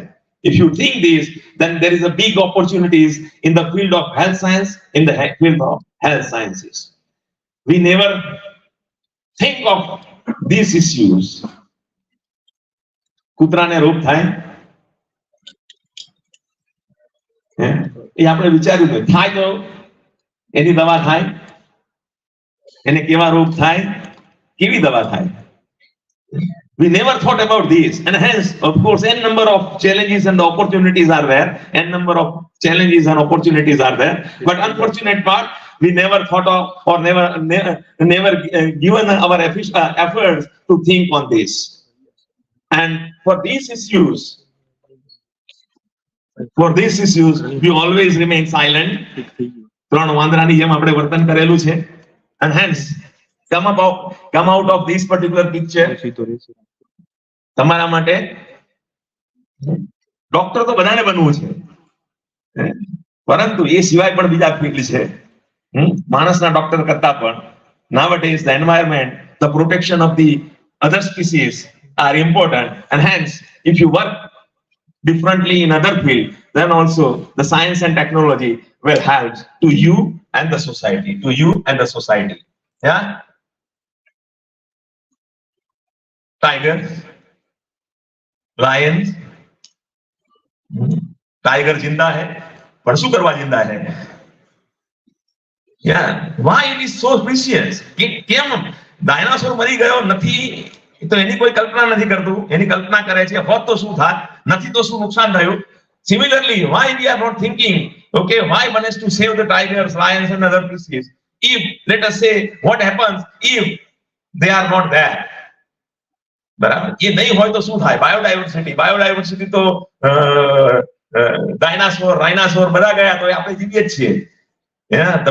We feel that if the dinosaur હોત તો આપણે હોત કે નહીં એ ખબર નહીં, પણ આપણે છીએ. And hence, okay, when we launch being the stewards of the science and the technology, we have to think. ખાલી કોઈ એક માણસ એનજીઓ આવીને શરૂ કરી દે કે વાઘ બચાવો, તો આપણે એમાં ક્યાં સુધી જોડાવાનું, કેવી રીતે જોડાવાનું, અને જોડાવાનું તો what would be the scientific approach, what would be the technological approach. Yeah, એ સાચું છે, કેટલા તે સાચું છે, એમાં આપણે કેટલું કરી શકીએ. That is also the challenge and the opportunity. Yeah, the birds nowadays, because of the mobile radiation, they especially the sparrow and the parrots and ચકલીઓ અને પોપટો મોબાઈલ રેડિયેશન, ટાવરના રેડિયેશનના લીધે, કોમ્યુનિકેશનના લીધે from the cities હવે જોવા નથી મળતા. Yeah, please. Even નામ donkey, હવે ગધેડાઓ ઓછા થઈ ગયા છે, તો એવું ગુજરાતીમાં કહું તો બહુ સારું લાગે. Yeah, but really, the problem is even this species is also going down and down, the number of, and hence, okay, you have to think કોને બચાવવા એ પણ આપણે નક્કી કરવાનું છે. બધાને બચાવવા કે અમુકને જ બચાવવા, and how to move ahead using the science and technology in the healthcare system. Then let us move to the chemical sciences, and we know the chemistry is everywhere. Yeah, chemistry is everywhere.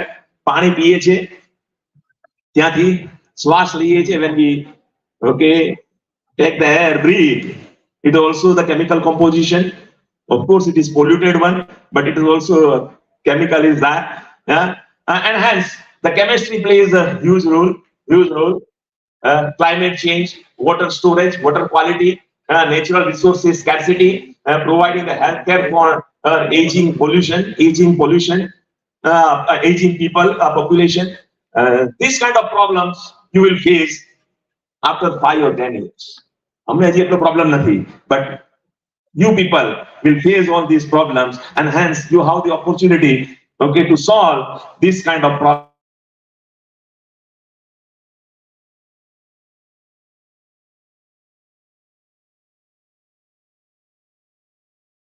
And go ahead, okay. These kind of pictures, the air pollution, water pollution, and the hazardous chemicals or the plastic waste. Usually, the product from the chemistry, and a chemist will also come with the solution to reduce all these kind of pollutions. આ બધું pollution એવું કહેવાય છે કે કેમિસ્ટ્રીની વધારે પડતું એગ્રેસિવનેસ ના લીધે થયું, અને now the chemists are, or the chemical scientists are more aggressive to find out the solutions in this particular challenge, problems, in this particular problems. Yeah. Chemist always, okay, addressing the ongoing air pollution crisis. The simple example I will give to the audience is air pollution. No, they have the, you can say, the air towers, cooling towers or the air towers in the big cities to create the or refresh airy system, air winds kind of things. ये पण chemistry આપ્યું. તો આપણે એવું કેમ ના કરી શકીએ કે air આવે નવી સારી without pollution, or can we have the absorber where the absorber can suck all these polluted compositions. Yeah, go ahead. Yeah, then okay, only scientific based solution can help in identifying the pollutant sources. You have to identify the sources for the pollution. Yeah, design effective control strategies. That is how to design, that is how that reduces this kind of byproducts, that is the pollution, and so on. So cutting energy cost, harvesting renewable options, that you have to see. That is, if you reduce the energy cost for the production, then also you can reduce the pollution. And also, if you do the recycling kind of options, then also you can reduce the pollution. You can reduce the pollution. And hence, new technology at this point is not required. Yeah, when you reuse kind of things, and the renewable kind of things. Then comes the defense and security part. The chemistry is useful. Whatever the bombs we are preparing, whatever, let us say, the rifles, whatever the magazines, yeah, in that also the chemical materials are there, except the mechanical part. So this kind of bombs or the security purpose, whatever the design we require, that will be also a challenge, because nowadays the densities are day by day increases, the population day by day increases, and hence our purpose is not to target the innocent people. Our purpose is to target, let us say, terrorists only, and hence you have to design a targeted defense system where these bombs or any these kind of bullets will target only to the, let us say, the terrorist only, not to the civilians. And hence there is a challenge for us, that how to design this kind of system. Yeah, simple example I will give you, even out of this particular slide, for a general audience. Let us say you have this hall, and there are n number of ACs, and let us say I want to cool this particular hall at 9 o'clock. I have to on all these ACs around 8 o'clock. આટલા મોટા હોલમાં એસી જ્યારે આખું cooling લાવવું હોય, આટલા બધા એસી ને મારે 8 વાગે ચાલુ કરવા પડે, મારો 9 વાગ્યાનો પ્રોગ્રામ હોય તો. If my program starts at 9, okay, I have to on all these ACs around 8 o'clock. Instead of that, can we design Can we design some gas, some cryogenic kind of things which I can blast at 8:45 or 8:55 in this auditorium? આપણાને ખબર છે bomb ફૂટે તો એકદમ બધું જ આગ લાગી જાય અને ગરમી થઈ જાય. Yeah, the temperature of that surrounding increases. So instead of that, can we design any kind of innovative idea, a bomb, okay, which I can blast over here at 8:55? The garmi release thawana badle, okay, it cools this particular environment, let us say, for 3 hours, 1 hour, 2 hours. Yeah. So that, okay, the chemist can invent this kind of innovative things using the science and technology, Yeah. Green chemistry, of course, the green chemistry is playing the vital roles in supply and the quality, water supply and the quality impact. We have the different kind of ROs in our house for purity of the water. We never, okay, measure the TDS every day. RO લગાવી ગયો company વાળો 3 વર્ષનો RO નો refilling નો contract આપી દીધો, that's it.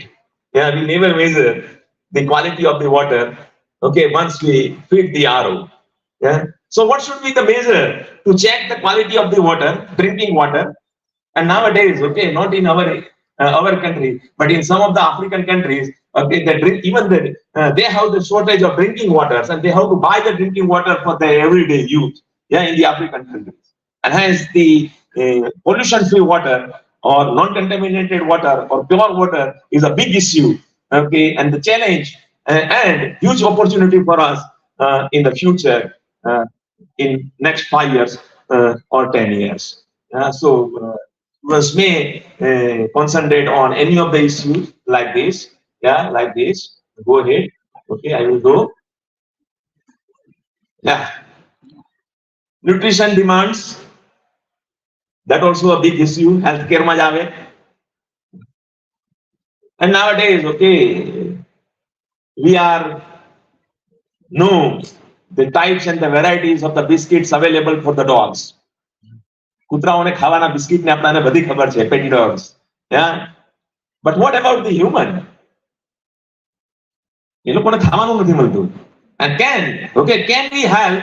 Okay, can the science and the technology help these, okay, people, deprived people, where we can provide at least one time meal, a nutrition meal, okay, સારું 2 time, નહીં તો 1 time પણ provide કરી શકીએ. Can we create a network? Can the science comes into this particular way? Yeah, this is also an emerging field in the science, that is how to provide the nutrition meal, okay, to the deprived people. So you can work, you can choose any field. Okay, security, safety. Okay, go ahead. I will not talk about the technical words, that is the how you can design the food for this kind of people using the molecular biology and the modification of the content using the chemical bonding and other part, which can store the food for a longer period and preserve the food for a longer period and other part. Yeah, and that is the whatever the hotel waste is collected by either the corporation, or you can dump in some dumping site. Instead of that, that hotel waste can be recycled.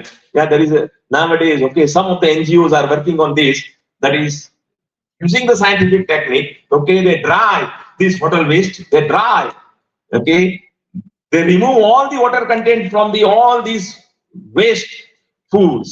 આપણે જે અઠવાડ કહીએ છીએ એમાંથી બધું જ પાણીનું content કાઢી અને એને ફ્રેશ કરે છે, રિફ્રેશ કરે છે.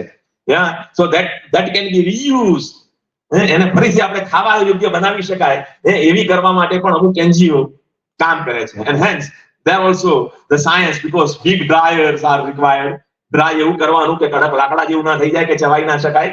Yeah, just we have to dry this particular food, then recycle. Yeah, and again not only recycle, you have to check it again whether the test remains the same or not. બગડી ગયેલું ના હોવું જોઈએ, test પણ સારો આવવો જોઈએ, જેને પીરસીએ એને એવું ના લાગવું જોઈએ કે એને ફરીથી રિસાયકલ કરીને આપેલું છે. Yeah, so these are the challenges.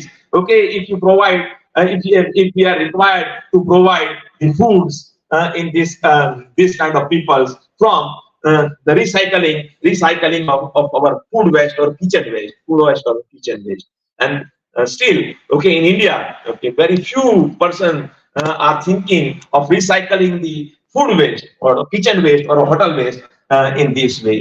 આપણે હોટલમાં જઈએ છીએ તો ઘણીવાર જોયું હશે કે વધેલું ખાવાનું આપણે પેક કરાવી દઈએ છીએ અને બહાર કોકને આપી દઈએ છીએ. That is not the reuse. Yeah, reuse means whatever we have left on our plate અને બહાર સીધું બહાર ધોવામાં જાય છે. Yeah, એનો કેવી રીતે ઉપયોગ કરવાનો? That is the reuse. Reusing the waste. That is the meaning of reusing the waste. Yeah, biology, well-being. See, nowadays the China and the Japan are facing the big problem of handling the aged people. આપણે અત્યારે young માણસોનો country કહેવાય છે. We are the youngest in the youth, in number of youth. Large number of youth we have. તમે બધા young છો. And then at the let us say 2047 or 2050 ની વાત કરીએ, probably the India will be having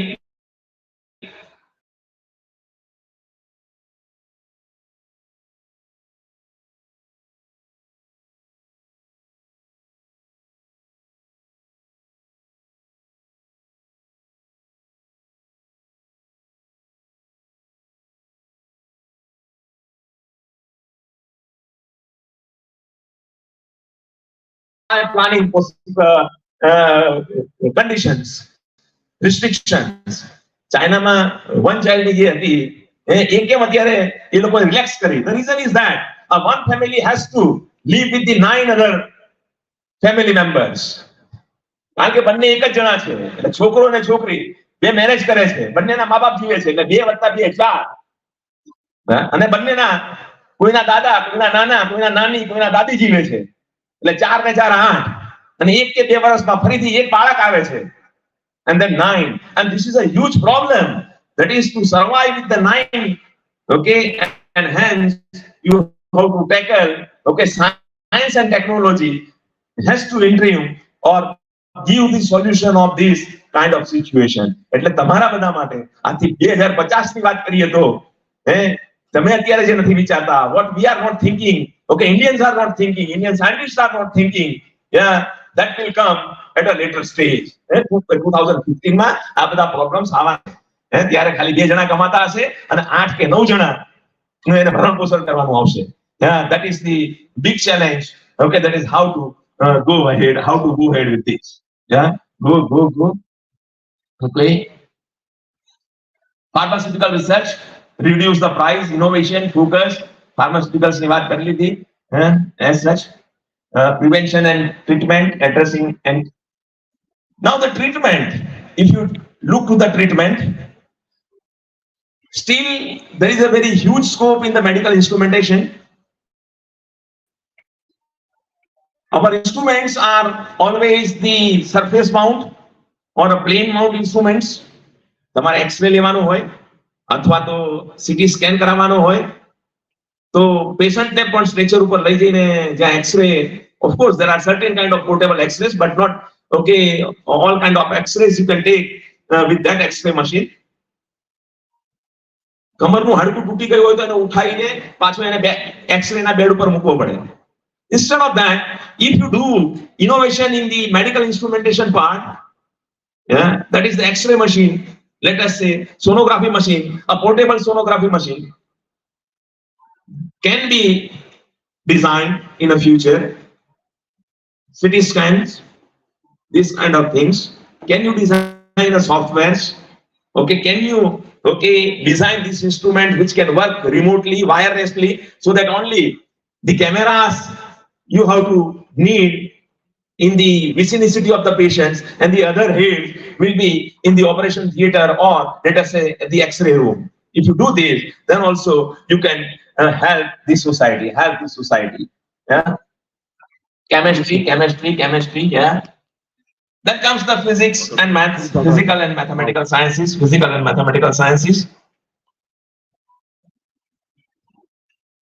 Probably most of you have gone through the 12th science because graduation માં છો એટલે 12મું તો પાસ કરેલું જ છે. Yeah, and hence if you read a sentence given in your physics textbook, then in the physics textbook it is written that a Greek, okay, phrases. Greek માં language માં એક phrase છે, the physics is a queen of science and mathematics is a queen. Physics એ દરેક વિજ્ઞાનનો રાજા છે અને mathematics એ મહારાણી છે. રાણી નથી કીધું, એને મહારાણી કીધું છે. Yeah, these two. And hence when you do with any of the science, okay, physics and mathematics is required. Physics, that is how let us say you design a tablet, okay, let us say the Dolo 600. So why the Dolo 600? Yeah, what is the number 600? Yeah, so that particular part 600 one has to understand. Yeah, that comes from some kind of simulation, some kind of algorithm, some kind of content required, okay, and delivery time. That is why a certain tablets you have to take, okay, once in a day.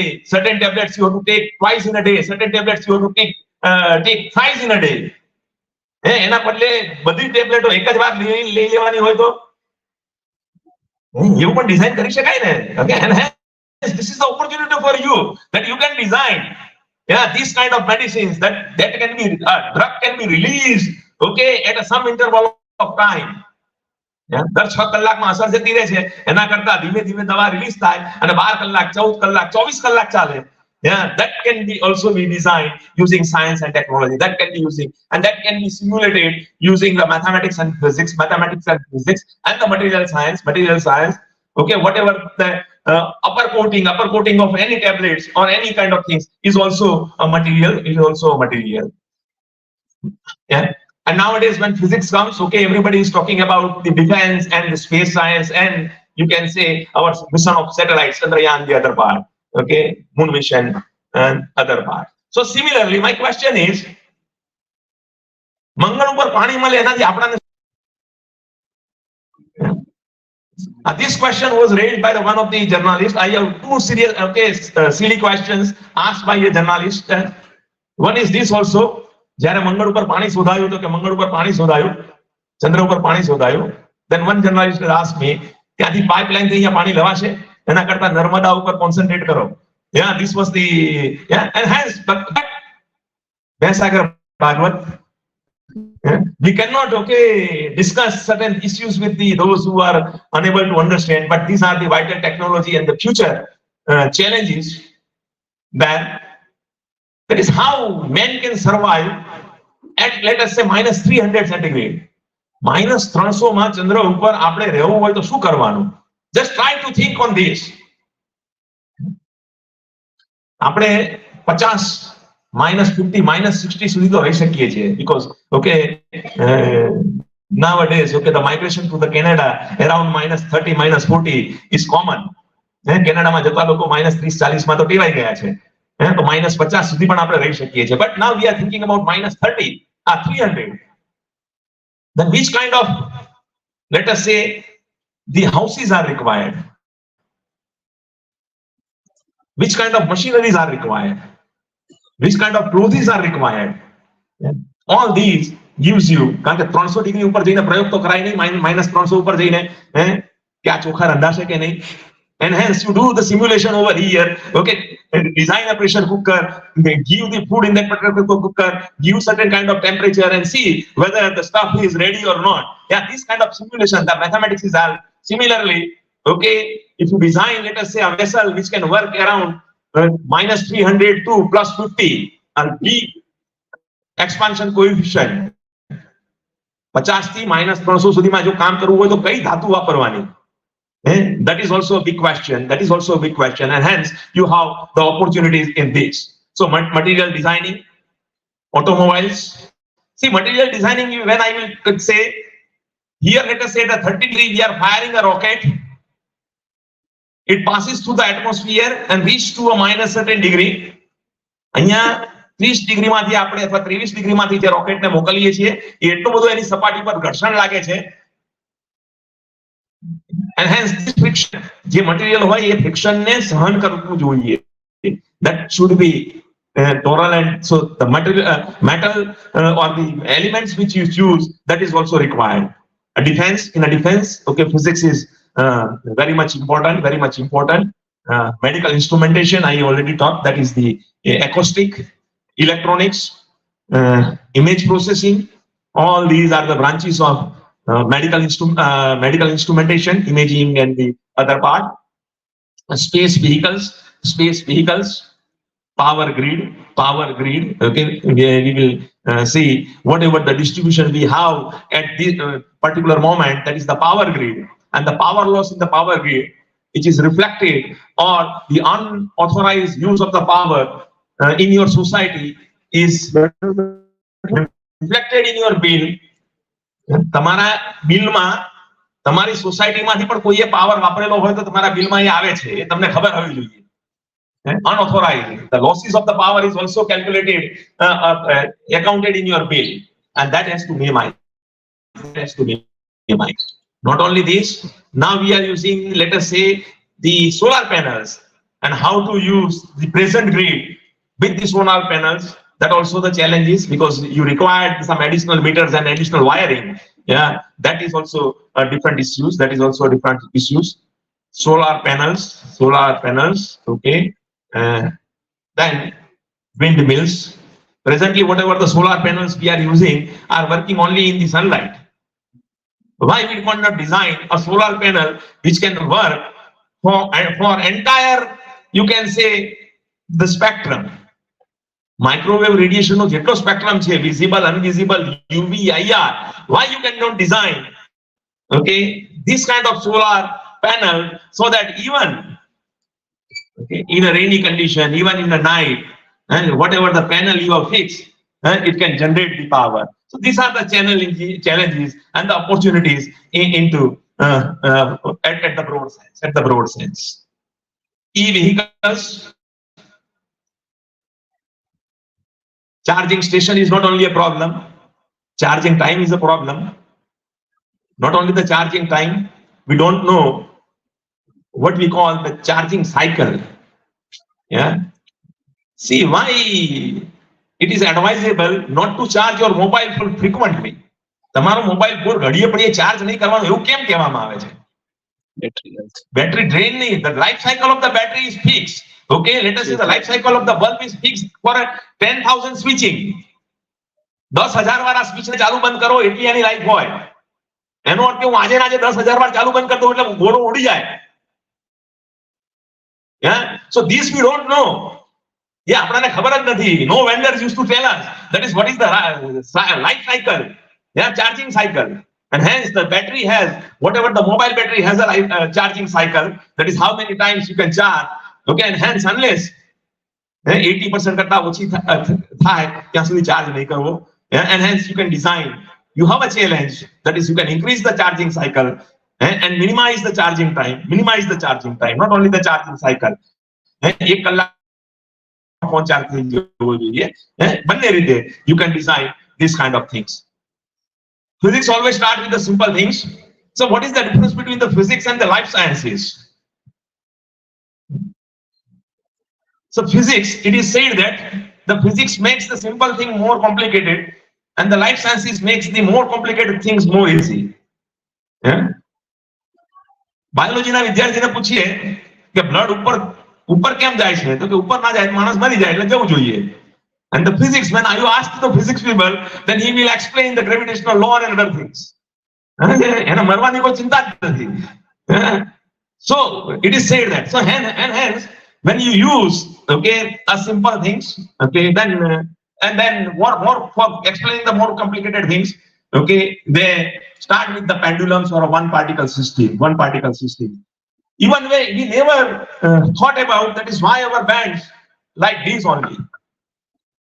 Why not in the other side? અહીંથી આમ કેમ નથી વળતો? પગ આમ વળે છે તો હાથે આમ વળવો જોઈએ ને. Yeah, why our body system is like this? This is like this, while this is not bent like this. Yeah, this goes like this, while this leg is not going like this. Yeah, Why this is not so? And hence, okay, the biology one has to understand, health science one has to understand. If you want to understand these kind of system, then the physics and mathematics help you. That is why, okay, you have the analogy with the mechanical joints, and these joints are bone joints. એનાથી તમે સમજી શકો, and you have the challenges and the opportunities for the organ replacement, for the joint replacement and other part. ગમે તેમ હાડકાનો જો replace ના કરાય, કેવી રીતે કરવાનું એ બધું, અને કયું મટીરિયલ વાપરવાનું, that comes from the physics side. Solar, this is used in all these things. Yeah, the maintenance of any equipment is the big issue, challenge, and you have the opportunities in the maintenance. Durability is also issues, affordability, life cycles, which I already talked. Then comes the problems. Yeah, reuse, reduce, reuse, and recycle. See, now the government and every country are encouraging the solar power and the electronic vehicles, e-vehicles. But have you thought that is after 10 years what happens to all these e-waste? આ બધી solar panel ને ભંગાર ક્યાં આપશો? And all these solar panels, okay, which let us say comes to an end after a certain life cycle, what you will do with this, all these solar panels? Are these solar panels are recyclable? No, at present no. And hence you have a big challenge, big opportunity to prepare a solar panels, batteries of e-vehicles which can be recycled and reused, I had one discussion with the battery makers, manufacturers and vehicle makers, e-vehicle makers. Instead of charging a battery, can we design a portable batteries? કે petrol પંપે જવું એટલે મારી battery કાઢીને મૂકી દેવાની ને એની battery લઈ લેવાની. Only 5 minutes job. જેમાં like refining, okay, refilling our fuel tank. Instead of that, just we replace the battery from every this fuel station. બેટરીઓ પડી હોય તમારે આપી દેવાની, પેલી લઈ લેવાની, બીજા સિટીમાં જાઓ ત્યાં તમારી બેટરી ડિસ્ચાર્જ થઈ ગઈ, you can dump that battery there, you can retake the other battery, okay, and then you move. This will be also a solution, okay, temporary solution at this moment. Yeah, so that is also you can assess. The most important part is try to reduce the excess use of any facility. Try to reduce. Yeah, like a water bottle, a plastic bags, unwanted foods, unwanted to our body. આપણાને તો બધું ભાવતું હોય પણ બધું ખાવું નહીં. Like this. Then reuse.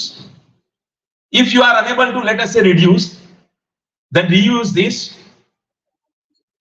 આપણા પેરેન્ટ્સ કાયમ વોટર બેગ જોડે લઈને જતા હતા, બોટલ ખરીદતા નતા. Then why we cannot, okay, refill our this plastic bottle? Can we reuse this?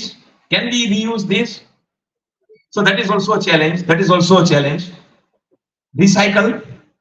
Can we recycle the materials which we have used? Whatever the materials we have used, can we recycle? See, in the future, you will be facing the problem of even the memory, not the brain memory, electronic memory, RAM. Yeah, the cyberspace will be filled with, okay, unnecessary, unwanted, okay, selfies and other part, which we never, एक बार पाड्યું, एक बार बताવી દીધું, કોકને post કરી દીધું, then we never, okay, again reopen that particular post, and these all occupies your cyberspace, memories, another part, and hence this will also be a big issue in the future, and hence you have an opportunity to tackle with these problems of reducing, reusing, and recycling this kind of spaces. Yeah. Then the question comes, can science and technology come in the picture to empower the tribes? આપણી સુખાકારી વધારવા માટે તો science છે, no problem. Okay, for our well-being, science is there. But can the science and technology help the tribes? Help the tribes? It doesn't mean that કે પછાતને પછાત રાખવાના છે. It doesn't mean that tribes should remain a tribes. Yeah, tribes ને પણ આપણે આગળ લાવવાના નથી, એવો આમાં કોઈ ભાવાર્થ નથી. Yeah, and then how the science and technology comes in the picture to empower the tribes? Yeah, that is, can we globalize their food habits, their culture, and their dresses? Any food habits, their daily life, their culture, if you globalize, okay, then they can survive. એમને એવું નહીં લાગે કે અમે એકલા છીએ, અમારા જેવા બીજા પણ લોકો છે. If we use the science and technology for this, then the language preservation. Kutchi. How many of you from Adipur are able to speak Kutchi very fluently? Very few, yeah. Now, how many of you are able to write Kutchi in Kutchi script, not in the Gujarati script? Not? Barabar? So my question is over here. Kutchi, Memoni, Sindhi, yeah, Kutchi, Sauli. This is the language, okay? આ જાણે છે ક્યાં બોલાય છે? If you go to the East Africa, okay, then East African Hindu peoples used to, in the present day, used to speak in this language. Swahili, Kutchi Swahili. એ આપણાને કચ્છી હોવા છતાં, કચ્છી બોલતા હોવા છતાં, we don't know that is the Kutchi Sauli is still a persistent language in the East Africa. Okay, Hindu people used to speak in this language, and hence the AI and the machine learning and the computer will help to protect these kind of languages. Yeah, still we have at least few people in the audience, they know the Kutchi, and hence a program can be prepared. Okay, a glossary can be prepared, a pronunciation of the words can be prepared, are recorded and feed into the AI and ML programs, so that a Kutchi or these kind of dying languages can be survived. અને હમણાં જ કીધું કે કચ્છી કોઈ અલગ રીતે લખી જ ના શકાય. કચ્છી, ગુજરાતી જે આપણે સ્ક્રિપ્ટ સિવાય. Okay, then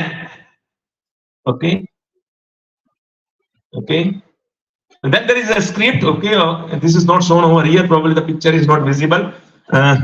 The Kutchi script was different than the Gujarati, and then afterwards, okay, that script died and day by day not in the use, and then the Gujarati script we are using for writing the Kutchi.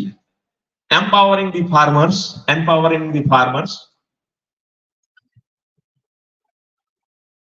ખેડૂત તારણહાર છે, that is the phrase. પણ પોતાનો પણ તારણહાર થવો જોઈએ, બીજાને તારે એટલું નહીં. And hence, how we come to the picture in the empowering the farmers. Of course, I was happy to visit these roadsides of the Kutch, Adipur, Bhuj area, where the fruit plantations are in a very big amount, huge amount. And we proudly say that India is nowadays one of the few leading countries in exporting the fruits. Fruits આપણે exports કરીએ છીએ આજે વર્લ્ડમાં, એટલે આપણને ગર્વ થવો જોઈએ. Yeah. So initially we started with this. Yeah. આજે પણ રોપણી હાથથી થાય છે. આજે પણ ઘણી બધી જગ્યાએ still today, okay, in many of farmers are using the fertilizers, spreading the fertilizers by hand. Yeah, and the toxicity of the fertilizers we know. Even if you look at a spray with the sprayer નું tank પાછળ હોય અને spray આગળ હોય, તમે છાંટતા જાઓ ને આગળ જતા જવાનું. And hence all the fumes, not only on the crops, it will also go to your mouth and the nose. તમારે પણ અસર થાય છે. So instead of, can we say few innovation, can we put some few innovation in this spray kind of system, jet kind of system, કે jet પાછળ રહે, ભલે tank પાછળ રહેવી હોય, અહીંથી આપણે વાપરતા જવાનું, આપણે ક્યાં જવાનું છે, બધે છાંટવાનું જ છે ને. Yeah. And hence a small innovation may help the farmers. Okay, harvesting machines are also going on. A full cycle of the crops I have shown over here. Yeah, that is પહેલા તો ખેડવાનું, પછી વાવવાનું, એની માવજત કરવાની, and then learning કરવાની, and then the marketing, and then the marketing. Yeah, and then the marketing. So this cycle, can we, okay, design this cycle for the farmers? બધા tractor નથી વસાવી શકતા. No one can buy the harvesting machine, yeah, every time. And hence, okay, for a small farmers, for a landlord farmers, you have to customize their needs. And can we, okay, do these kind of things? Can we do these kind of things? So in all this, the science and technology helps. We have the challenges and the opportunities, and the cyber securities, cyber frauds that we know. I will not talk much more about this because you are the digital, you can say, digitally favored people. Then nowadays the word is this, deep facts. But the original word is not deep facts. Original word is synthetic media or AI generated media. Yeah?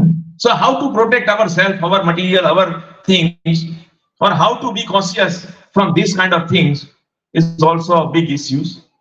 Encrypted technology, but still this AI, okay, this deep fact, how to prevent these, the challenges are there, enough challenges and the opportunities in this kind of system. A drone,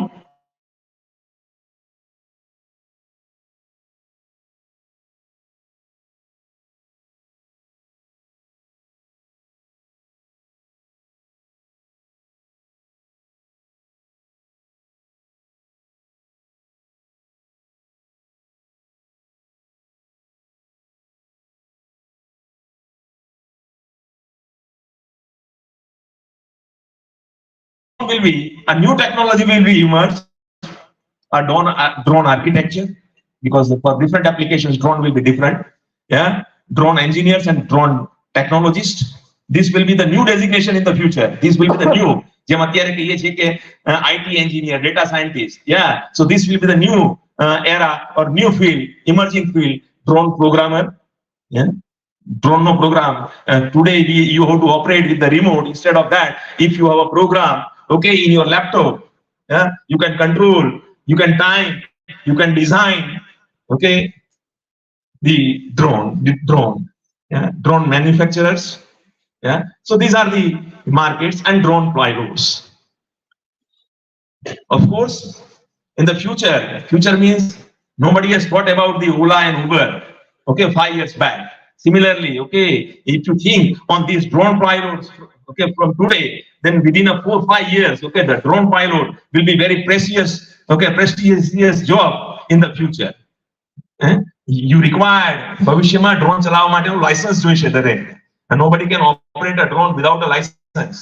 Yeah, and hence, okay, this will be a new emerging field in the future. Management, of course, the organization structure. To start a launch of a company, then how many persons you require to recruit? તમને એક idea છે, એની company બનાવી છે, તો કંપનીમાં કેટલા માણસને રાખવાના? કોલેજ ચલાવી હોય તો એક પટાવાળો, એક પ્રિન્સિપાલ, ગવર્નમેન્ટ એવું માને છે. Yeah, and then yeah, so similarly, if you want to run organization, yeah, how many employees you require, how many CEOs you require.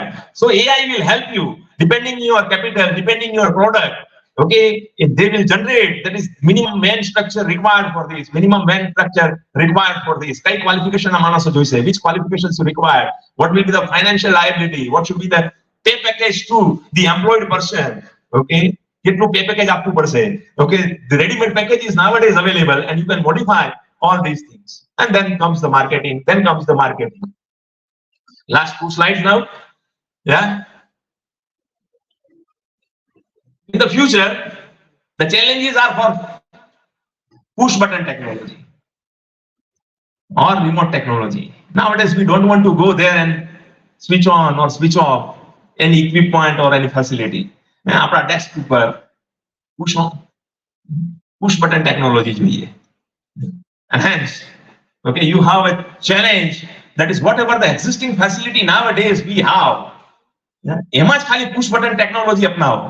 Okay, don't try to, okay, let us say invest in the other era, whatever the technology we have, try to adopt a push button technology over here. આ બધી જ લાઈટો અહીંયા બંધ કરવા આવવું પડે છે, એના બદલે મારા મોબાઈલ થી હું ચાલુ બંધ કરી શકું. That is the technology. Wiring બદલવાનું નહીં. See what is the innovation, what are the challenges? If I give you the request, okay, if I go to the customer that I can automate your building, okay, where automatically you can switch on and switch off this, તો તમારે બધું wiring બદલવું પડશે, તો પેલો ના જ પાડી દે. Instead of that, you have to invent a technology, okay, where a minimum expenditure is required. આ કશું જ બદલવાનું નથી, ક્યાંય ખાડો પાડવાનો નથી, ક્યાંય તમારો કલર નહીં બગડે. And I will replace all these existing facility with, okay, the remote control. You can operate all these facility with the remote control. Okay, that is the push button technology and need-based implementation Yeah, that is the range you have to fix. And the other part, openness, whatever the technology you have developed, be open to share this technology with the others. Social trends, try to go with the social trends. What is the social trends in the market? Yeah, that you have to also follow. And the globalization. Einstein said that the formation of a problem is often more essential than its solution. It means that first of all, you have to identify a problem. Problems ઘણા બધા છે. And hence, try to identify a problem and then comes the solution. Science, technology, push button technology, collaborative efforts, funding structures, and these are the main key features for the opportunities. Yeah. Okay, reuse. Okay, I have talked about these things. And hence, I will come to end. That is emerging science and technology. Okay, more about people and planet, less about the profit. Whatever the science and technology is more about people and more about profit. Challenges are infinite and opportunities are gold mines. અનંત અવકાશ છે અને એમાં ફાયદા સોનાની ખાણ જેટલા છે. Try to grab the gold mine opportunities in the present. I hope I have, okay, not bored you. I have delivered few things which may like one or others. બધાને બધી નહીં ગમી હોય પણ કોકને કંઈક તો ગમી હશે. I always say a show of 2 hours or 3 hour picture, somebody may like the song, somebody may like the fighting, somebody may like the dressing. Yeah, તો આમાંથી કંઈક ગમ્યું હશે. So with this, once again I take the opportunity to thank the organizers for inviting me and to share my views on the topic science and technology. Okay, challenges and opportunities. Thank you.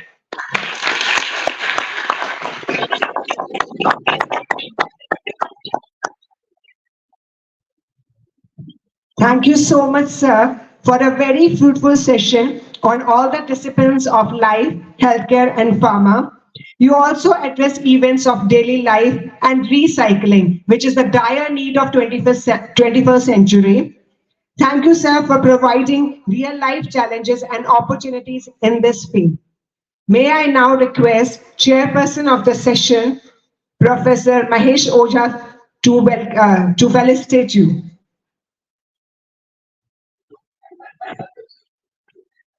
This is the second opportunity. I enjoyed it first.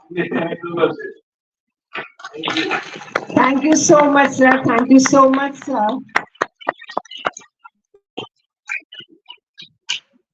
Students must have gained a lot from it. Thank you so much, sir.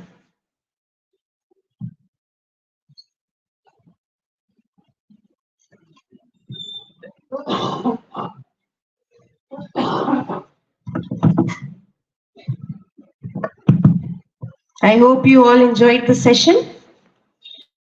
अब मैं आमंत्रित करना चाहूंगी अभी के session के chairperson doctor Kalpesh सोरेठे जी को कि वे आज के हमारे एक्सपर्ट स्पीकर का परिचय दें।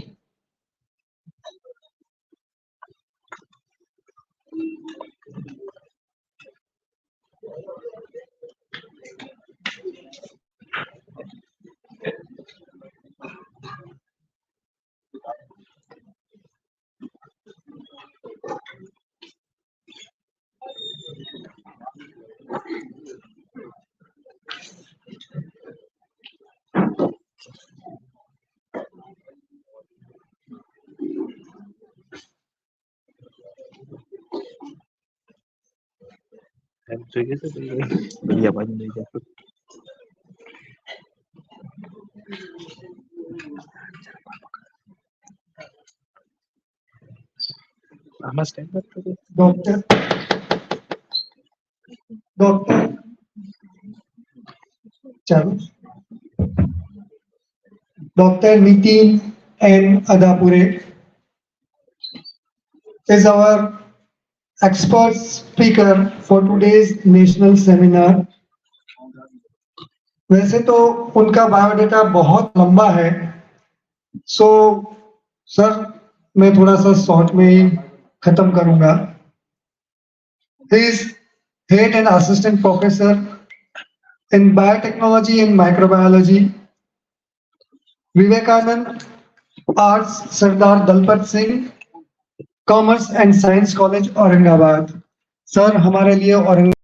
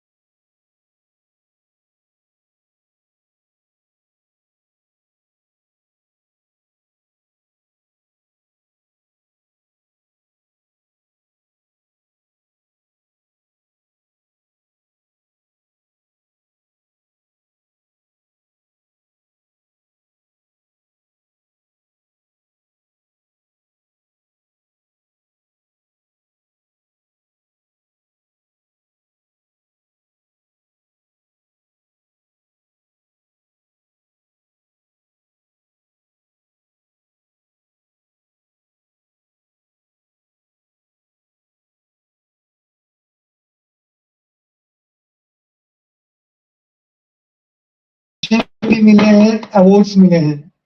तो best innovation idea success story का अवार्ड उनको मिला है। यंग साइंटिस्ट अवार्ड भी उन्होंने प्राप्त किया है। गोल्डन जुबिली फेलोशिप अवार्ड भी उन्होंने प्राप्त किया है। Outstanding contributor in reviewing, he is a reviewer in international journals. और इंटरनेशनल जर्नल को रिव्यू करने के लिए भी काफी सारे रिव्यूअर होते हैं, उनमें भी आउटस्टैंडिंग रिव्यूअर एंड कंट्रीब्यूटर का अवार्ड भी उनको मिला है। और जर्नल लाइक जो प्रोफेसर हम जानते हैं एल्सवेयर में भी उनको बेस्ट रिव्यूअर का अवार्ड मिला हुआ है।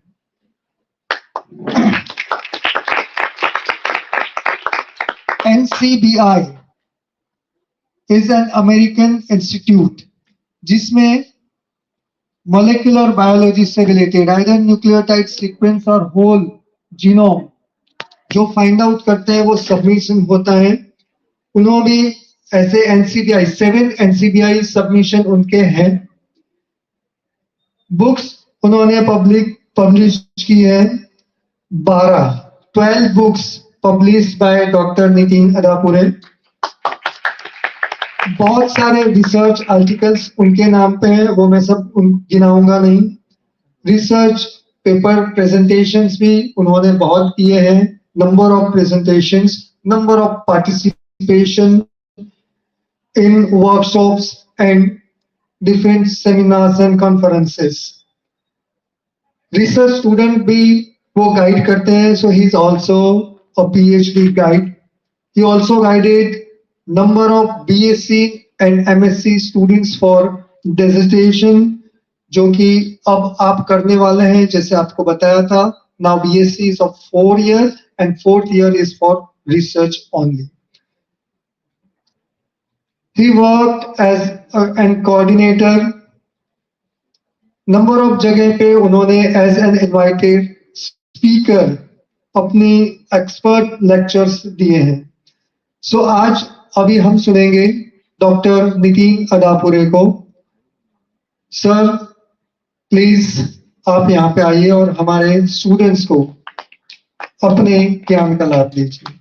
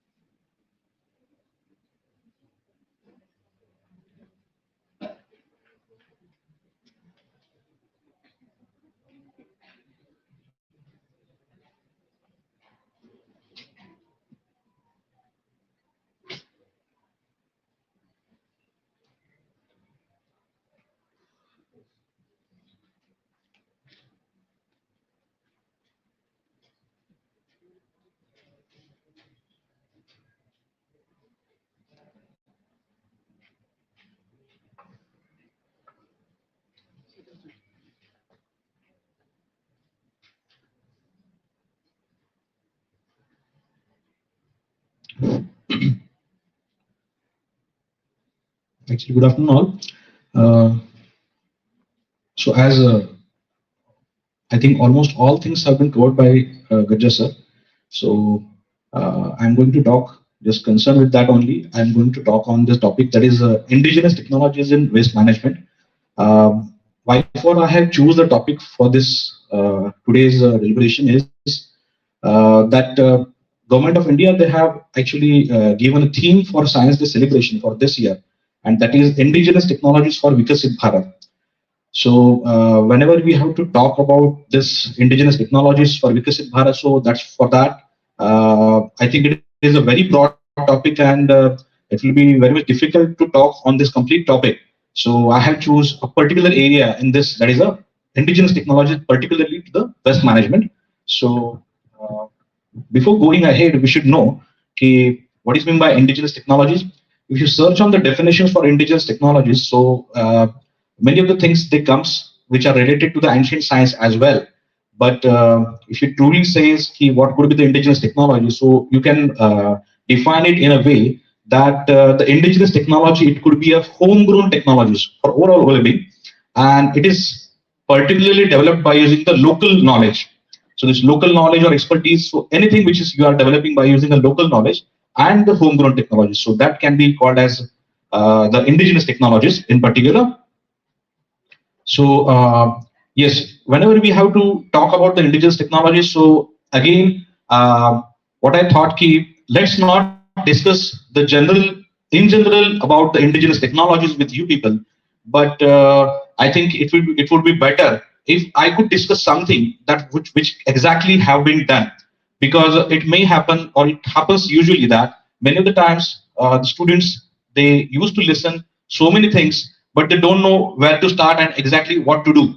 So for that, I think I should tell you, or I should share what has been done by ourselves, and if you feel that it can be used up, or it can be, it can be followed up, so you can think about it. So that's why I thought, let's discuss about this indigenous technologies developed by us. So for that, today in particular, I'll be talking about the two technologies which have been developed by us. So the number one is laboratory waste to bioenergy.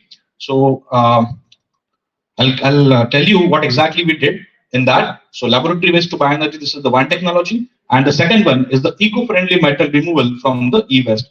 Right now, actually, we have been discussing about the e-waste. So what we did exactly in these two areas, so that I'm going to share with you people all.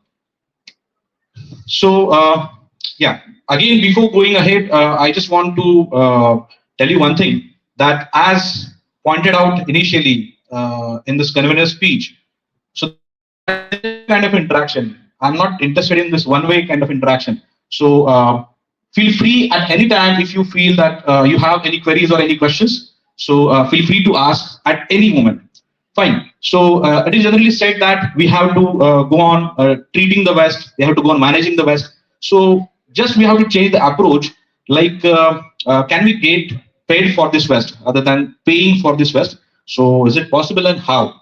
So for this, actually, it comes under the bioremediation concept of our microbiology or biotechnology. So here you can see that there are, e-waste as have been pointed out, then the municipal solid waste, then the industrial effluent. If you want to categorize the waste, types of waste, so you can see that municipal wastewater is there, liver cleaning, agricultural waste. So all of this, whenever we are thinking to treat this kind of waste, so can't we, as I said, can't we get paid for this? And like, can we generate a revenue out of it? And so what we have thought is, yes, why not to connect this with the biofuel generation? As you know that the biofuels, so they consider under the bioethanol, then the biomethane, biohydrogen, biodiesel. So can you convert this kind of waste into some kind of fuel? So that was a thought, the initial thought in our mind. And what we did next, yes, among these four biofuels, we are focused on the biomethane. In particular, as I said, we have to think, about the treatment of a laboratory waste. We are talking here about the laboratory waste of a microbiology or biotechnology lab, any pharmaceutical industries, tissue culture industries. So all of them, they have some kind of waste generated. So like that, while we were working in our laboratory, so we have thought, why not to take this problem, this laboratory waste, and then we have started. Before going ahead, I think like since all of the gathering here is basically composed of the physics, chemistry, and biology people, so I think it is just it will be important for you people just to give some basics of this. So as you know, the biogas or biomethane. So here, yes, actually, you might have heard from long back. Actually, we are running such kind of biogas plants at villages. So why this is actually again people they are talking about this. So from last decades, actually, the discussions it is on this particular topic is actually they have increased by many folds. And basically, any organic waste, as I have said in this the first slide, that in the waste category of waste, so any organic waste it can be converted into methane, and this is a miracle of the methanogenic bacteria. Methanogens it is called as. So if you see the history, there are so many events like evidences in the history. I'll not go in detail of that. Again, in India, how it has started. Then talking about the methanogens, what are these? So these are the chemoautotrophic bacteria. The persons from microbiology, they will surely understand what it is. So basically, these are the organisms which are using CO2 as a carbon source and chemicals like the oxidation and reduction reactions of the chemicals as an energy source. So these are the chemoautotrophic bacteria. And yes, they have different ways for production of methane. So simple reaction which has been shown over here is acetate can be converted to methane, and even the hydrogen and CO2 this is a basic reaction of any methanogens. So in addition to that, like there are so many substrates which can also lead to the production of methane. Here you can see that the carbon monoxide is there, formate is there, dimethyl sulfide is there, methanol is there. Interestingly, I just want to share one example with you people. I was there in IIT Delhi for one workshop, and one retired professor over there, he was working as a consultant for this biogas.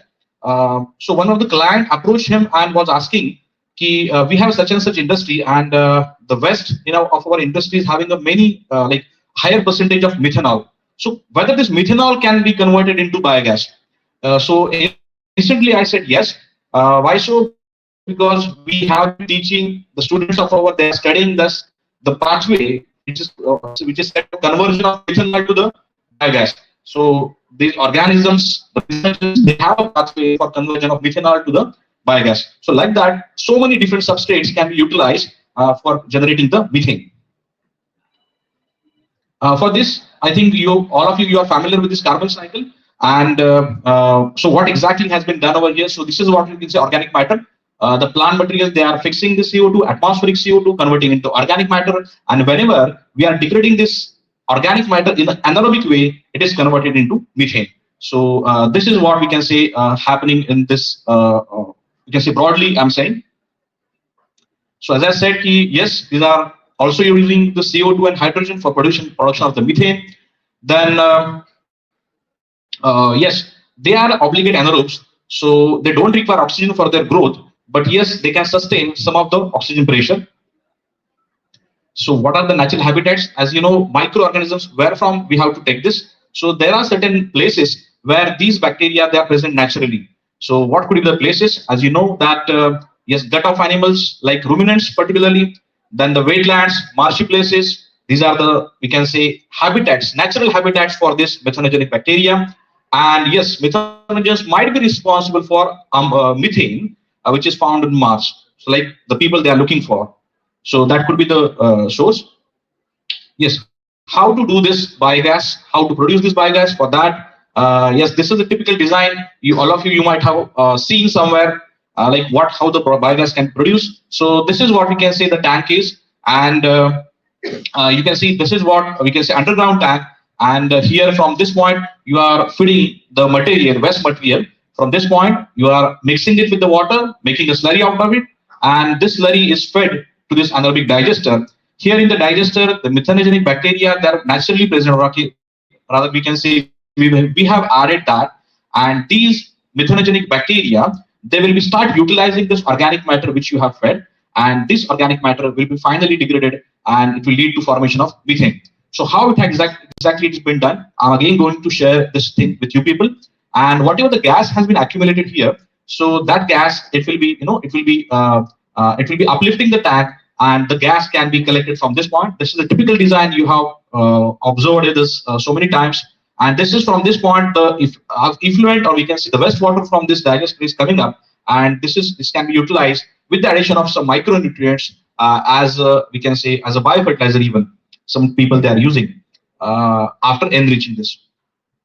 So this is what exactly happening inside the digester. Whatever the organic material, as I said, any organic material can be converted into biogas. So how exactly it has been done? So for that we have to see this. Whatever the organic material we have added, let us consider that it could be carbohydrate, protein, or fats, say for example. So it can be converted into soluble organic molecules. So it could be sugars, amino acids, or the fatty acids. Then this process is called as hydrolysis. First process is called as hydrolysis. Second one, whatever the components they have been made, so they have been converted into acids. So it is called as acidogenesis. And finally, these acids which have been generated can be converted into acetic acid. There is acidogenesis. And lastly, this acetic acid and all they can be converted into methane with the process of methanogenesis. So this is what the same thing is.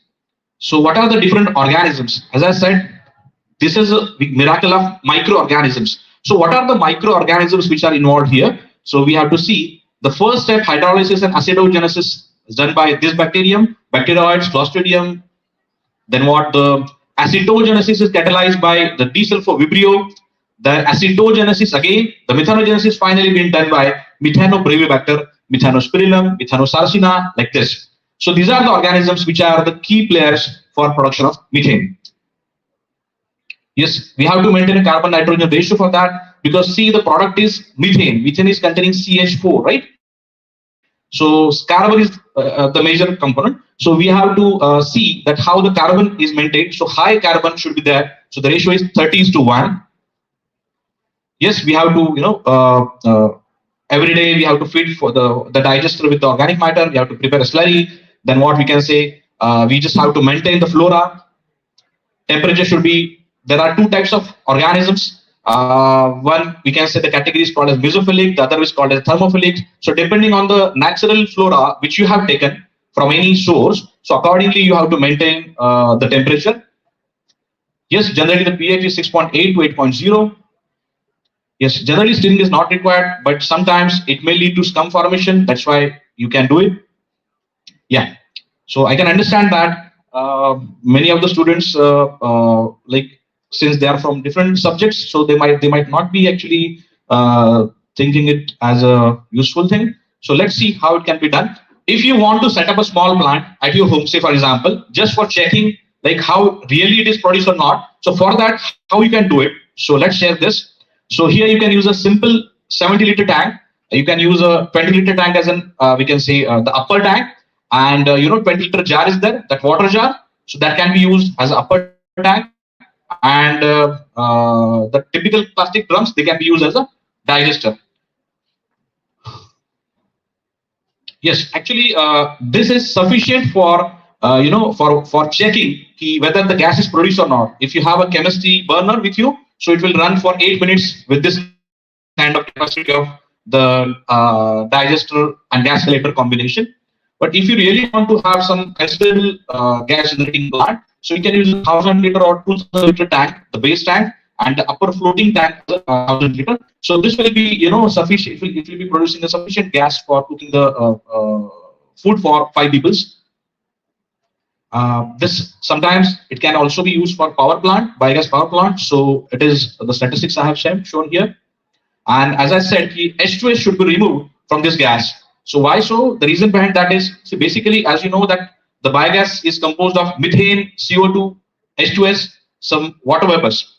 So this H2S, it has to be removed because this H2S combines with the water vapors and leads to the sulfuric acid formation, and it will be actually it will be minimizing the life of your engine.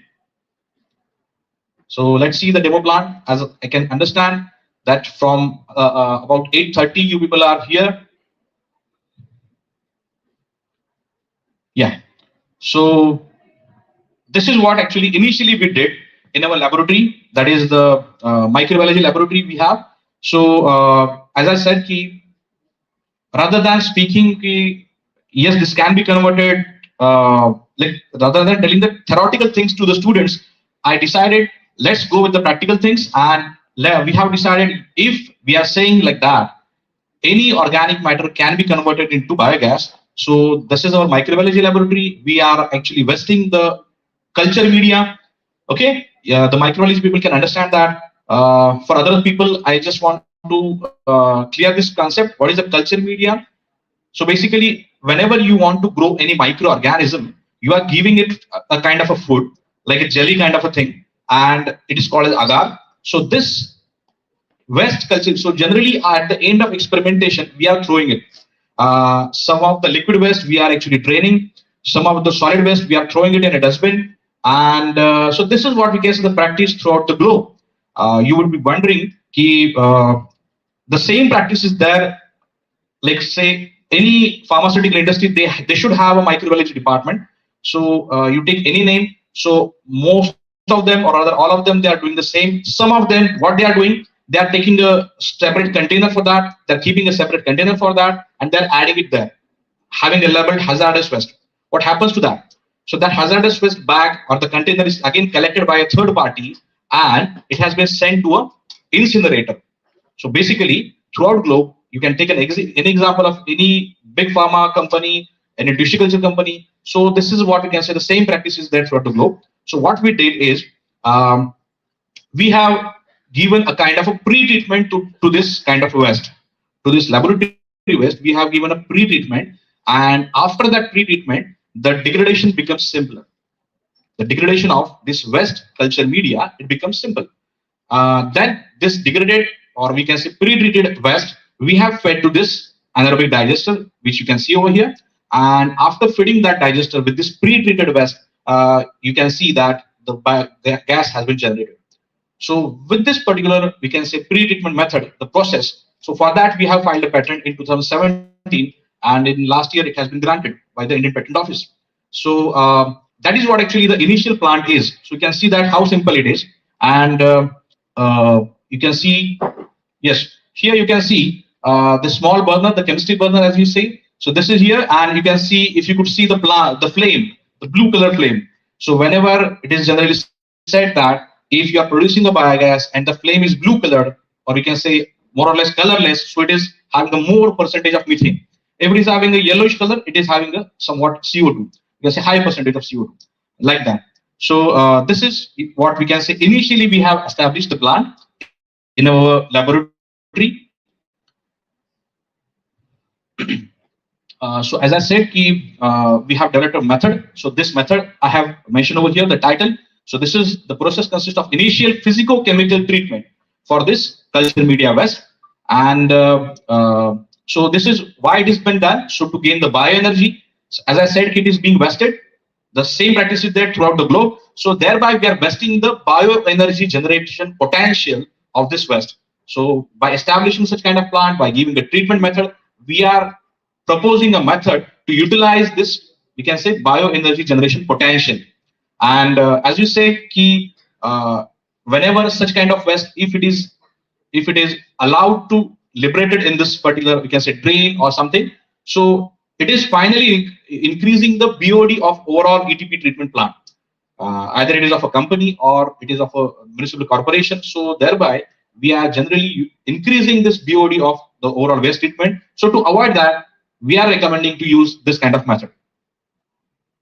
And as I said, as I mentioned over here, whatever the method or the process which has been followed by us, so it is as per the norms of the NIH, BIS, and WHO for treating such kind of laboratory waste. So this is what I am talking about the patent. So yes, I have already discussed with you people what is the laboratory waste. Yeah. So again, I have said the same thing, that we are utilizing the energy value out of it.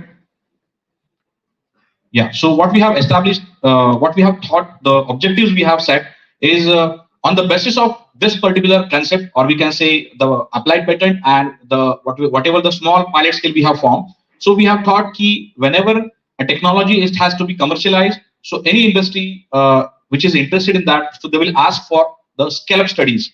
So like if it is at a larger scale, then only they are ready to accept the technology.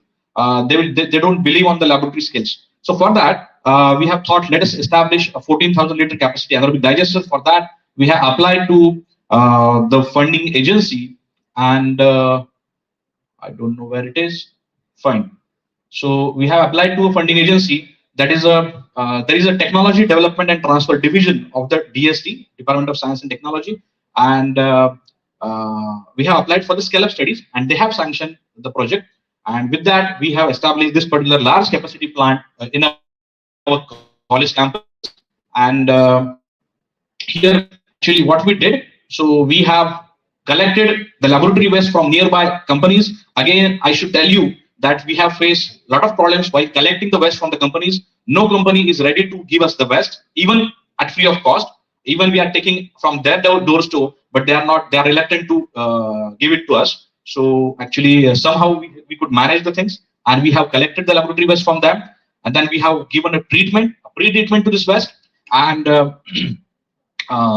we have fed it to the anaerobic digester. We have collected the raw biogas, and it has been purified to get the raw biogas.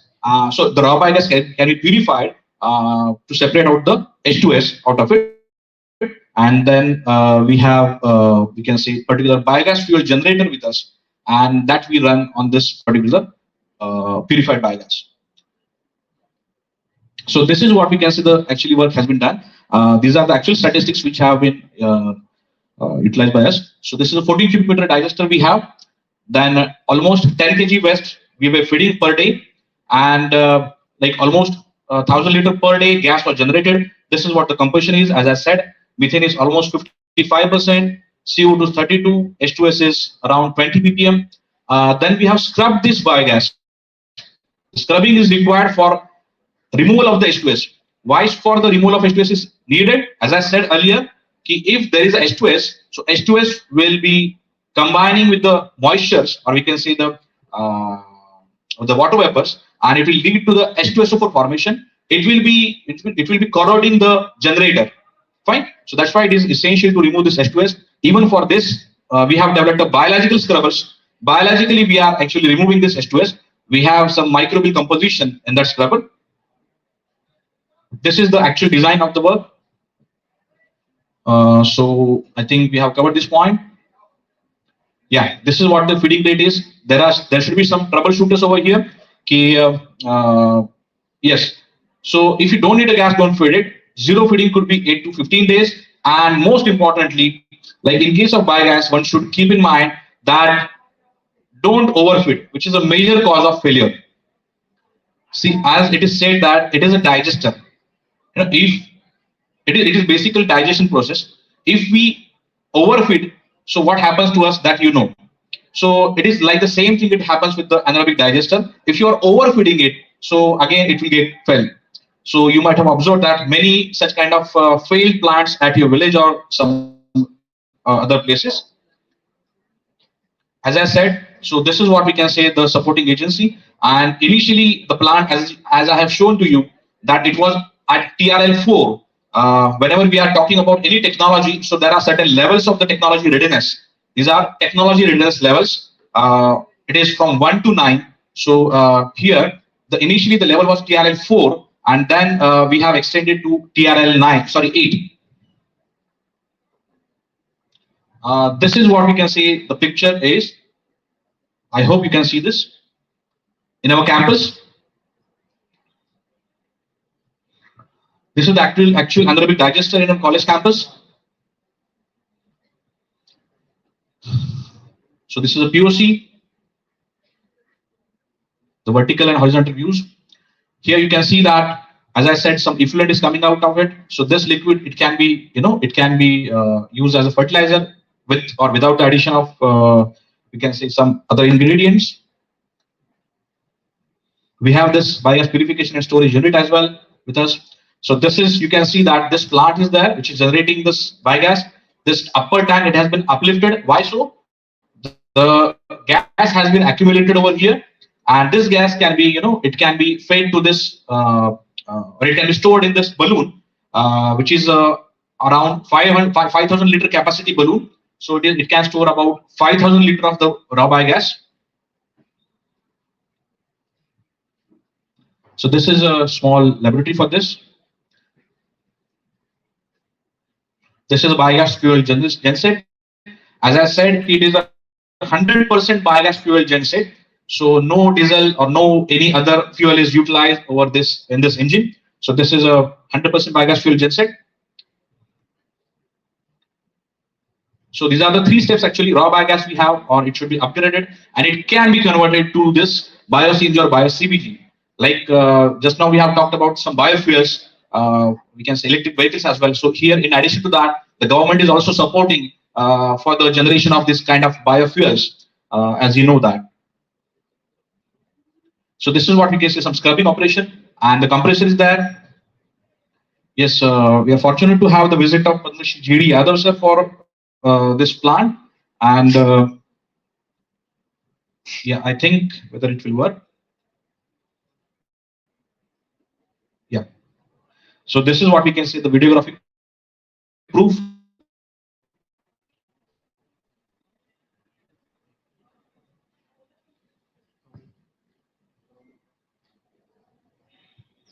So this is, we can say, West Culture Media. As I said, we have brought it from a company.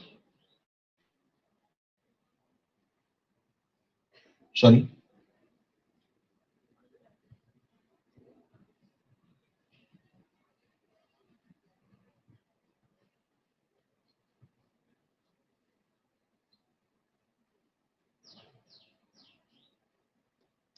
At one time, we are sending a tractor or trolley something to the company, and we are getting this almost 5 to 5 drums filled with this waste. Yes, this waste, after the pre-treatment, you can see that this waste, it is converted into liquid form. And this is my research scholar, which is feeding this anaerobic digester with this, the treated waste.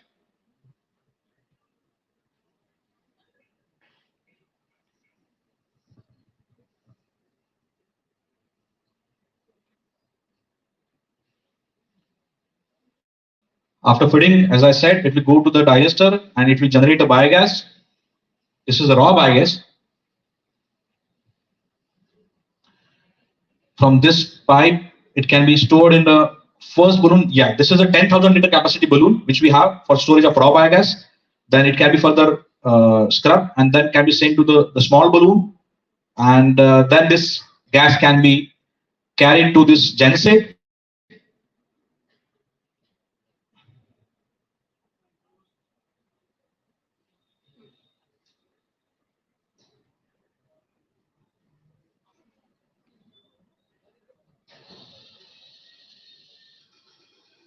I hope you can hear the voice, this sound of this generator.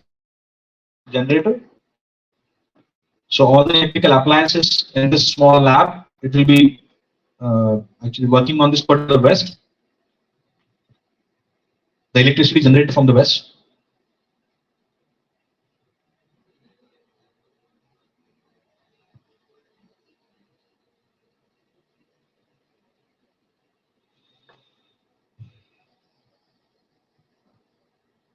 You can see the frequency that, yeah. So as I said, it was initially at TRL3, then right now we are at TRL8. The technology has been demonstrated at this 14 cubic meter scale. So these are some of the economics of the process. So the processing cost, it is around ₹8, and the value benefit in terms of energy plus fertilizer. You would wonder that whatever the liquid fertilizer we are getting, that is a liquid effluent, as I said, from this plant, so that can be utilized as a fertilizer. So the net value of this is 55. So the net profit is around this. So this is the market size. So we are thinking to go with the extending the non-exclusive licenses for this technology. So our college, the institution will be giving the license for this to any interested companies.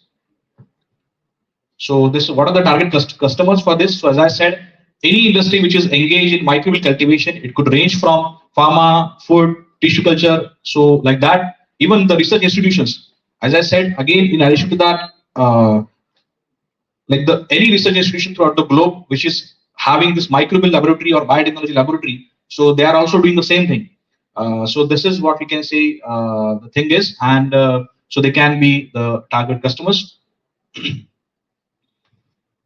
Yeah, so the value proposition I have mentioned, we could be saving the BOD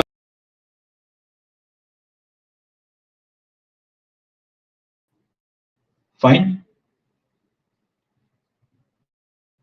Okay, this is a roadmap of commercialization. I need not have to go for in detail. Yes, but because basically whatever the slides you can see over there, so these slides will be required, as you might be knowing, to present in front of investors or to present in front of we can say technology supporters. Yeah, this is another thing. You can see a very small or a simple kind of balloons over here.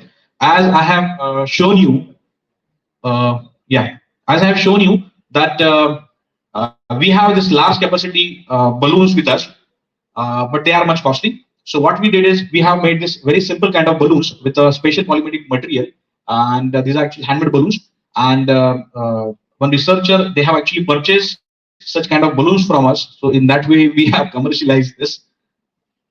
So as you know that government is also supporting such kind of biogas or bio CBG kind of thing, compressed biogas, we can say that, or sometimes it is also called as bio CNG. So basically, whatever the raw biogas which has been obtained from this. So as I said, we are separating the H2S out of it. Along with H2S, if you could separate the CO2 and the water vapors, so it will lead to the formation of methane. The methane percentage, it would be around 95. So at that time, it can be compressed, it can be bottled, right? So whenever it is in raw stage, it cannot be bottled. You might be thinking, sir, why we are not actually making it, why we are not bottling it? Cylinder mein hum kyun nahi bharte hain usse? So the reason behind that is because the percentage of methane is around 55 initially. So if we can extend the percentage, thereby removing the other gases, so it will be going up around say 95. At that time, it can be compressed, it can be filled, it can be bottled. So like that, so that's bio CNG. It will be called as a bio CNG or CBG. So that can be utilized, and as a, even for hotels, we can use as a cooking fuel, and like that, which you can see over here, that the petroleum companies and all, so they are calling for the interest. If anyone can supply huge quantity or the large quantity of biogas or the bio CBG to us, so that we are thinking to have the plants, the fuel stations, actual fuel stations for this bio CBG. So this is what we can say the call is, and the government has launched the Satat program for this. This is some cognizance by the media. Yeah.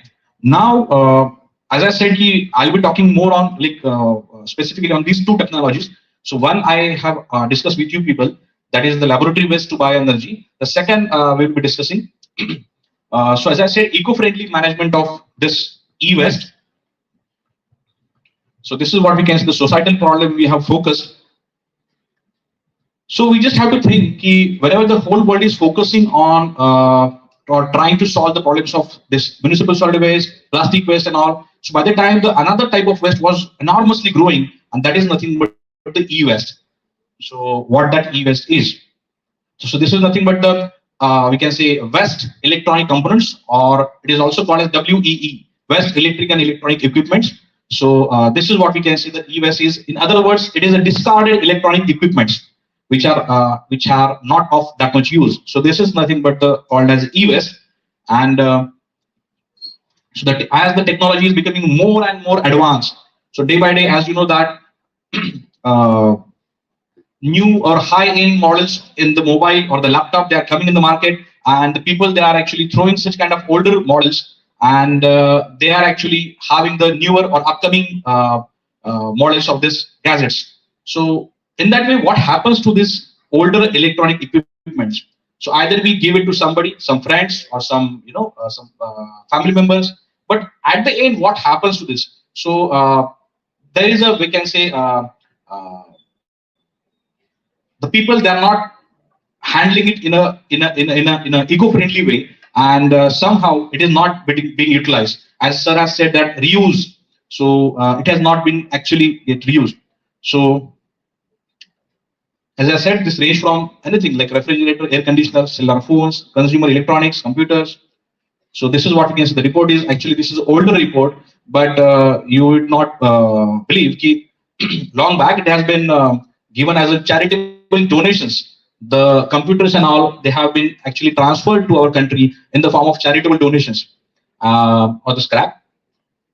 So in the words of there, like in the developed countries worse. So these countries like the China, India, Ghana, these are the dumping land for their electronic waste.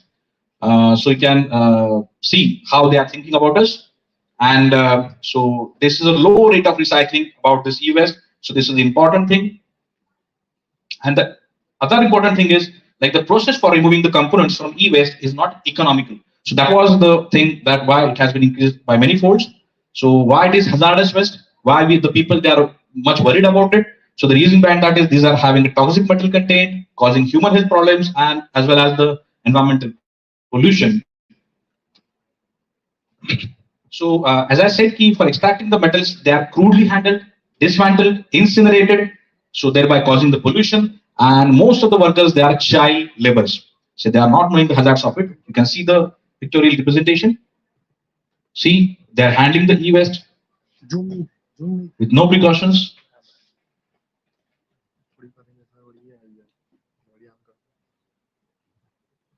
There are some of them they are burning it. As you might have heard that these waste, if it has been burned, so you will get a metallic block with you, and that metallic block they are actually sending it to some other countries for extracting the metals. So, but thereby they are causing the air pollution. So, how to remove the metals? There could be physical, chemical, or biological methods. So, but again, the physical and chemical methods they have their own limitations, and they are not eco-friendly by the way.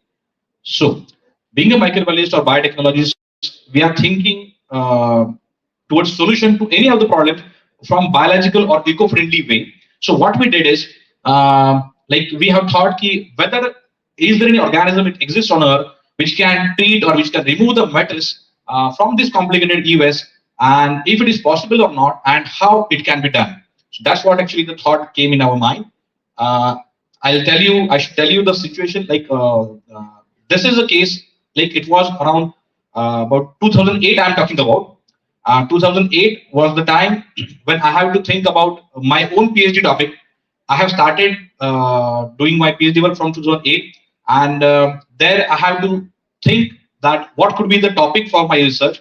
As you know that nowadays there are so many things happening. Like the people they are taking the PhDs, or we can say just for the sake of we can say any simple topic or any routine typical topic has been chosen. So, but what we have thought is ki, let's not do that, but let's take a topic which is really which is really tackling a solution, or we can say it's really tackling a problem of a society. So that's why we have taken this topic. At that time, only 3 to 4 groups throughout the globe they were working on this particular West. So we have got only 3 to 4 references for this. We can say initial studies, and then we have started working on it. So we have got an answer that is a bio-leaching. So this is bio-leaching. This is terminology. Tell you about this, what it is. So this is conversion of solid metal values into the soluble form of the metals. So basically, if you have a metal with you, if I put my micro solution on it, it will complete metal. So this is nothing but the bio-leaching concept is. So these are the naturally occurring microorganisms which are actually doing this. So if you put a copper block, if you put an iron block, anything. So like that, if you have a metal block, so it can be solubilized by these microorganisms. So generally it is done for removal of the metals from the ore samples. Ore samples, I should tell you, ores, these are nothing but the metal containing stones found in the mines. So these kind of such stones, they are actually the natural habitat for these microorganisms. So there could be 2 ways for leaching. It could be chemolithotrophic or the heterotrophic leaching. Chemolithotrophic mechanism is different. For heterotrophic, the mechanism they are secreting organic acids. For chemotrophic, it is a CO2 is a carbon source, and energy source is a ferrous ion. So I should tell you in a simple way or simple words that if I put the organisms over here, so these organisms they will use the atmospheric CO2 as a carbon source, like the plants, and iron is an energy source for them. Like for us, we are taking energy from we are taking energy from the food. Okay, so they are taking energy from the iron. So like that, this is what we can see the small about the physiology of these organisms, and so such organisms we have used in our study. This is again a technical thing. I think you would not be interested in that. Yeah, this is what we can see some of the sites. This is some electron microscopic image for this kind of organisms. Yeah, as I said, in heterotrophic leaching, the organic acids been secreted by the organisms and it can be utilized for the metal leaching. These are some of the examples of the organisms. This is generally done for at mining site, how the metals can be extracted. Consortium is nothing but the mixture of popping. So this is a different approach we have used making the. Again, interestingly, you might be knowing that whenever we are following any microbial fermentations or any use, so we have to keep some aseptic conditions. So here in this process, we need not have to keep aseptic conditions. So this is again, we can say another important aspect of this technology. So this is what we can say the Radhanagari, which is a bauxite, where we have collected bauxite sample. This is Chitradurga and Karnataka. So from that we have collected the sample. Why we have collected the samples from there? So as I said, naturally present as such the natural habitats. Okay. So from these ore samples, we have enriched microorganisms. These are ionizing bacteria.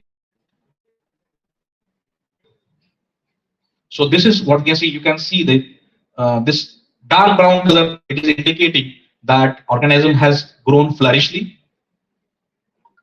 This is a microscopic view. Now here comes the printed circuit board. As I said, in the E-West,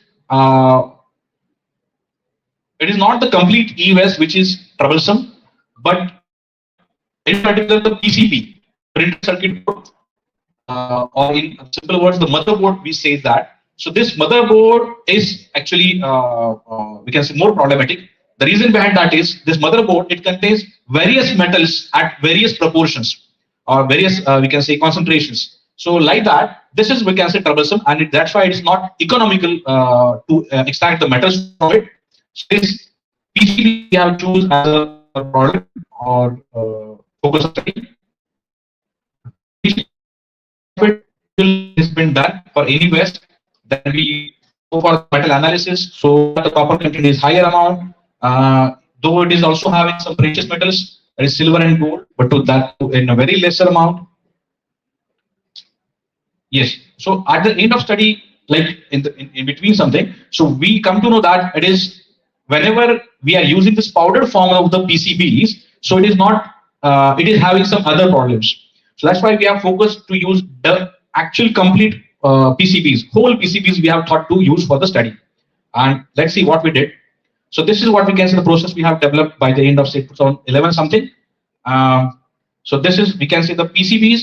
There you can see that these bus lines, they are there, which is having the copper. So, but before that, the green layer, solder mask, it should be removed first. Unless and until we remove that layer, bacteria cannot access the copper, or we can say the metals. So we have given a treatment, and then we have removed this kind of a solder mask.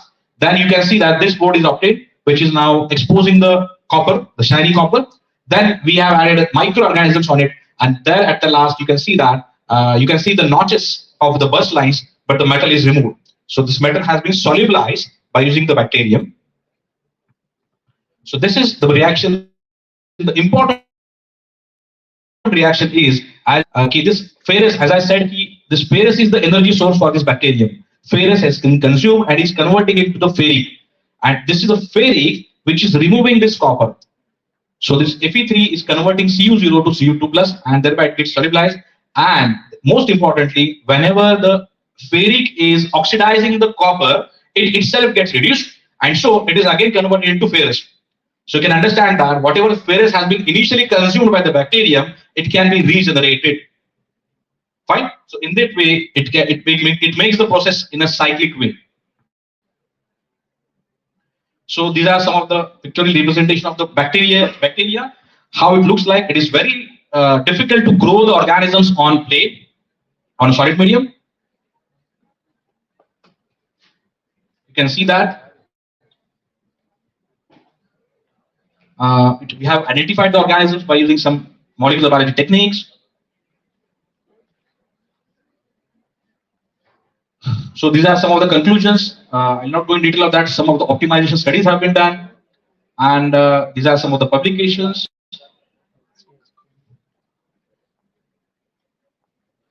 Yeah, very soon we are going to finish, students. So at last, what we have got is by the end of say 2012 or something, we have got the technology at TRL level 4. And but as I said, if we have to extend the technology to any company, so for that we have to go for scale-up studies. So that's why we have actually thought for technology commercialization. So we have to go for the scale-up studies, and then we have applied to the BIRAC, which is again another funding agency, and we have requested them for the scale-up studies and for upgrading the technology from TRL 4 to TRL 7. So thereby we have the technology with us, which is showing the demonstrator 100-liter scale. So the problem, as I said, it was electronic waste, the hazardous metal was there. And so how we have solved the problem? By utilization of the bacteria for the removal of hazardous metals from the e-waste, with the subsequent recovery by electrodeposition. So now, slowly, as I said, we are actually fine-tuning the technology. So now, right now, the technology is like this. So I should tell you, this is the first, we can say the bare, the circuit board. Here,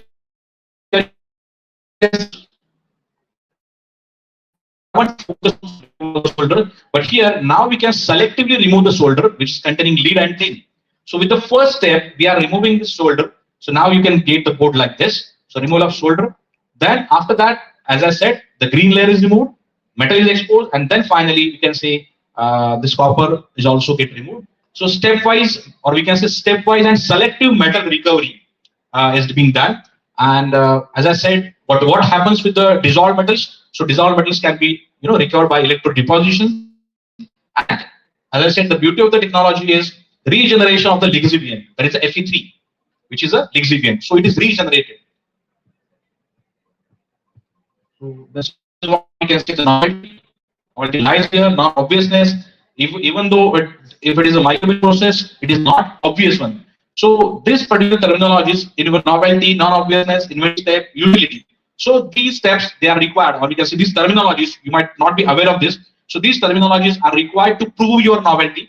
Whenever you have to file a patent, so there you have to cross-check these terminologies, whether it is novel, whether it is having an inventive step, whether it is having a non-obviousness, whether it is having any utility. So like that, you have to cross-check first within technology, and then you can go with patenting and all. So again, it will be urban metal. It is also called as urban metal mining, and it is a kind of solution to pollution. So this is what we can say the efficiency is obtained. 99.99% of the removal of the copper and 93% of zinc can be leached out, and recovery point of view copper is equal by 92%. This is what, yeah. So here it is 10-liter scale studies. As I said, whenever we are going for demonstration of technology to any industry, so there we should demonstrate at larger scale. So here, as you can see that the 10-liter scale studies, they are ready with us. And I should tell you that each of these things, like we haven't given any contract to any company to give us the setup like this, but each and every small thing, we did it. Yeah. So each and every small thing, like we have purchased by our own, and like we have decided from where we have to purchase and what should be the quality. Like that we did it. So these are some of the optimum values for the process. And this is, as I said, the 100-liter scale demonstration of the technology. And here you can see that the electrodeposition unit is also there. And this is what we can say, regeneration tank is there. So the liquid is regenerated. This is the first tank where we are removing the solder. Then we are removing the solder mass. Here we are going for the actual biology. And like that, it can be regenerated. These are some of the economics of the process. All the process cost and the metal value recovered, it has been mentioned over here. You can see that here for 2.5 kg, each batch is of 2.5 kg, and it is costing like this. and the metal value recovered is like this. So the net profit is 586. Whatever the leaves they are being used throughout the process, so it can use or it can be reused for multiple cycles. So this is possible. So here we have considered only 3 cycles. This is a market analysis. So as I said, regarding this technology, initially it was at, sorry, um, it is right now at TRL 7 and now it's ready for TRL 8. And really, actually, you might be thinking that why we haven't patented this process since we are working it on 2008. So strategically, we have actually avoided for patenting that. But now we have a discussion with the buyer. They have promoted us for filing the patent, and they only did the same thing. We have filed a patent for this process as well. And even the technology transfer for this is being facilitated under the BIRAC Path scheme. So BIRAC will be now playing a crucial role for the technology transfer. This is some of the cognizance by the media. Now, apart from these 2 technologies, I just want to discuss 2 more concepts with you. This is not our technology at all, but whenever we are thinking about the waste management, so even in your campus also you have lot of leaf litters, पेड़ के पत्ते जो होते हैं, so ऐसे काफी सारे आपके campus में भी होंगे. So what happens or what you are doing with that, I don't know, but I just want to share one example which we are running in our college. You also have appeared for the NAC. It is also having a 7th criteria about waste management. So I should tell you what we are doing with this. So whatever the leaf litters, ये जो पत्ते होते हैं, जो पेड़ का जो कचरा है, so what we are doing, we are collecting that waste, okay, and we are feeding it to these drums. So what are these drums? So these are the simple, we can say, iron drums. We have made almost around 10 holes in these drums, and what we are doing, this is soil-less kind of thing. There is no soil inside that. So we can see the plantlets, they are just placed in these holes. Different plantlets are placed in these holes, and we can say simply the leaf litters are being added from this upper side. Leaf litters we have to add, and we have to sprinkle the water. That's it. So it will consume or it will degrade a huge amount of leaf litters in your campus. So for our campus, we have just only, you can say, 2 drums only. If you need, you can have more drums even. So what happens to that? I should tell you. So this is what we can say simultaneously. Waste is getting degraded slowly with a natural process, and whatever the nutrients are being released from that waste, so these nutrients, they are supplied to the plants which are growing. So initially, this is what we can see. Initial photograph. Now we can see this is, we can say, the flourished plants. Actually, yesterday only I took this photograph to showcase you. So this is what we can say, how it has been flourished. So you can see that. And another thing which I want to share you, another concept again, in the atmosphere we have a huge CO2 which is being wasted. Rather, we are very much we can say cautious about the increased CO2 throughout the globe. So this is there in the atmosphere. That CO2, it can be utilized by the plants or the algae. So here we have some we can say photobioreactors in our campus. So we have we are at 4th floor in the building, and we have a corridor. So there we have placed these photobioreactors. Photobioreactors, these are nothing but the acrylic pipes we have kept, and in that acrylic pipes we are actually flowing the algal biomass. We are flowing the algal biomass. So this is what we can say, the algal biomass we are flowing, and so it is utilizing the free CO2 in the atmosphere, and again it is utilizing the photosynthesis, like the light energy.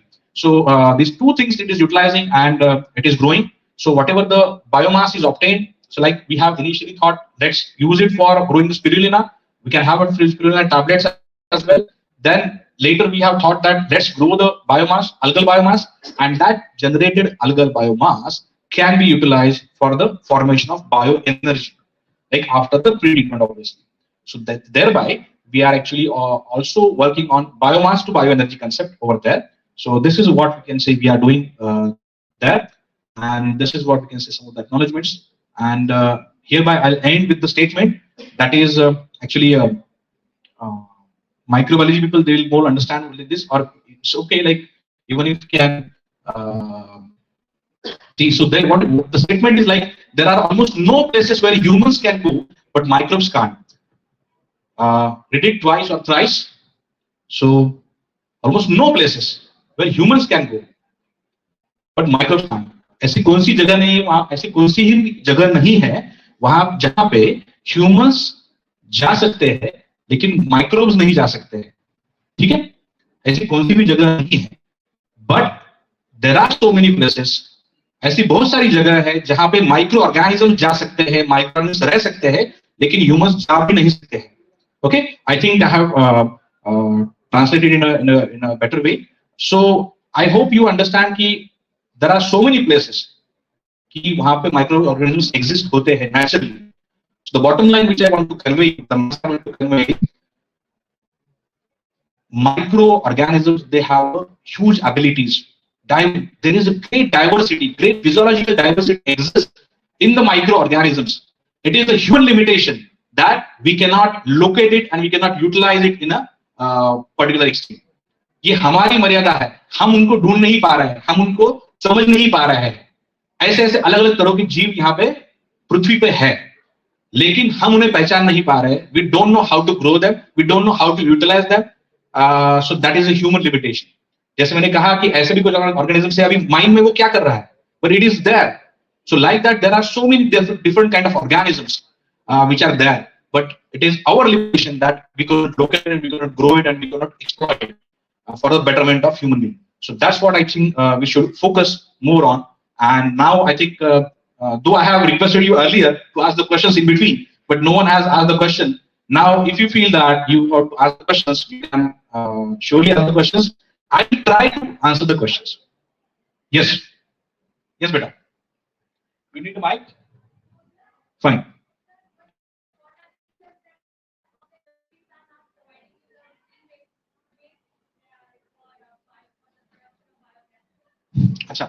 So you're saying the question, I'll say, what the question she has asked is why the companies, they are not providing the West to our project. That's what your question is.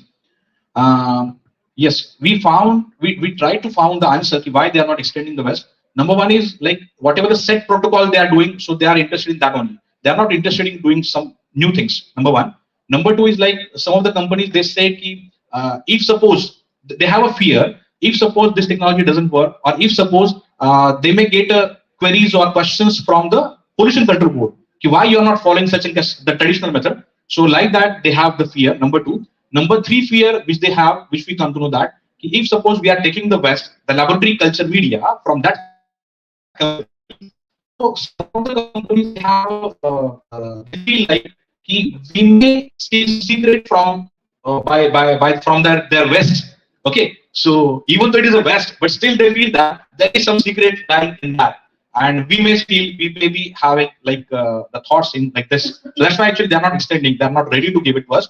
And I should not tell you the thing, but I'm going to tell you, like from the company which we have taken the West. So what they were doing with the West, they were simply putting it, they are simply dumping it in a particular thing. So they are not at all utilizing this. So somehow we have convinced them, and we have taken it from there, and that's why the program, or we can say the pilot scale, was successful. Fine. So again, like after the grant of the patent, we are again rethinking. The institution is again rethinking to approach the industries again, so that it would be, I think they would be more convinced, because since the patent is granted now. Yeah. Yes. Yes, but Mike.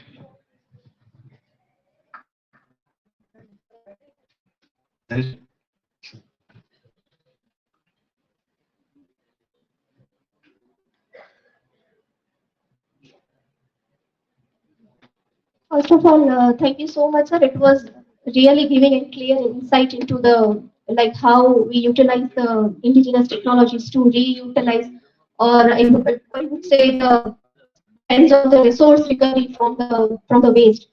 My question is, in the first part, in where you were explaining that you guys are treating the you guys are biogas using the methane. So my question is, are you targeting any particular industry or are you targeting a particular, say for example, textile industry, or because we can generate methane from variety of it can be agriculture based or so. Yeah. So, anyways, are you targeting any particular industry to produce the methane gas, or it is like universal? It can be generated or it can be recovered from any type of industry. I got the question. Okay. So as I said initially, only, like the initial thought which was there in our mind was nothing like we haven't thought about any industry-oriented solution. Thought we are we have actually I have taught the concept of biogas to my student. As it is there in the syllabus. So then after teaching them the theoretical concepts, I thought let's do it practically. So in villages the farmers have cow dung in a huge quantity.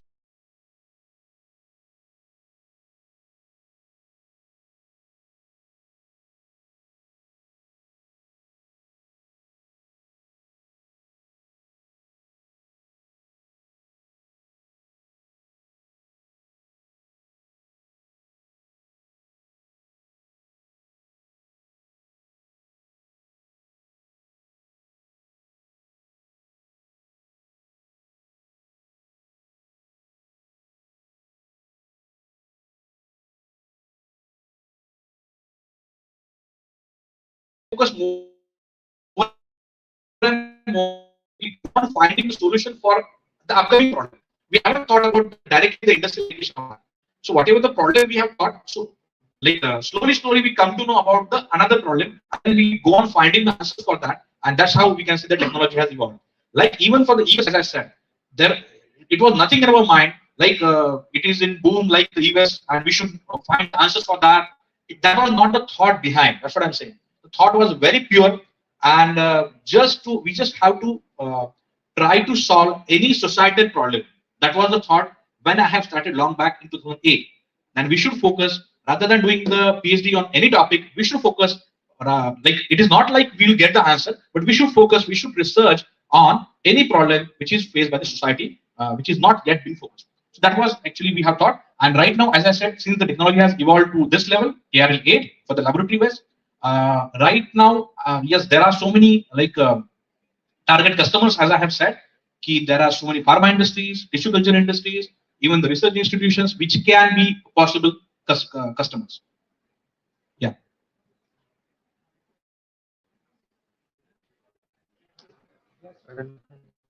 So no more questions? Karan. Anyone else who wants to ask the questions? Yes, sir. Yeah, please. Plastic waste. So many people ask the same questions. Is it possible to solve the plastic waste problem from the microorganisms?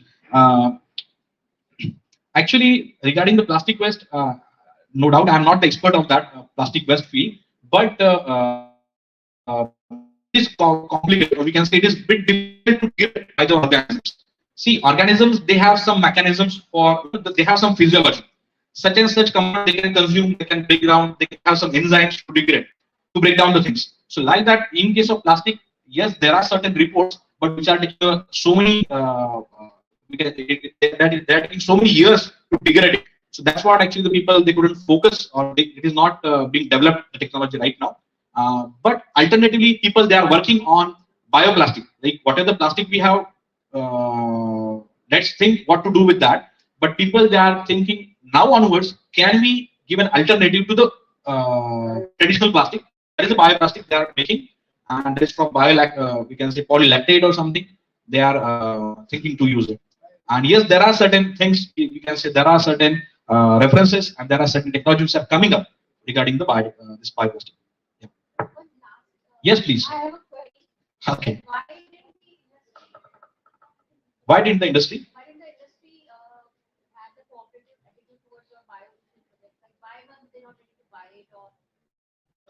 No, that's what I'm saying. That was a scenario that we didn't have the patent granted. The scenario I'm saying long back, like when we have started the pilot, then we have approached the companies. Yes, the technology is now being supported by the TS government of India, and we have such treatment methods. So please give us the best. So at that time they were not ready.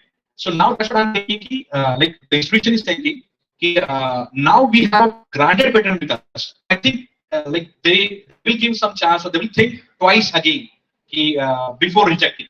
So that's what actually we are thinking to try it again. But again, as I said, why they have rejected at that time, reasons I have already discussed. Number one is they think that they have a set protocol. Like the company is producing product, they have a waste, they are generating the waste, they are giving it to third party, so their headache is over. Like after giving it to third party, so why to find a new way, which may be a question from the pollution control. Yes.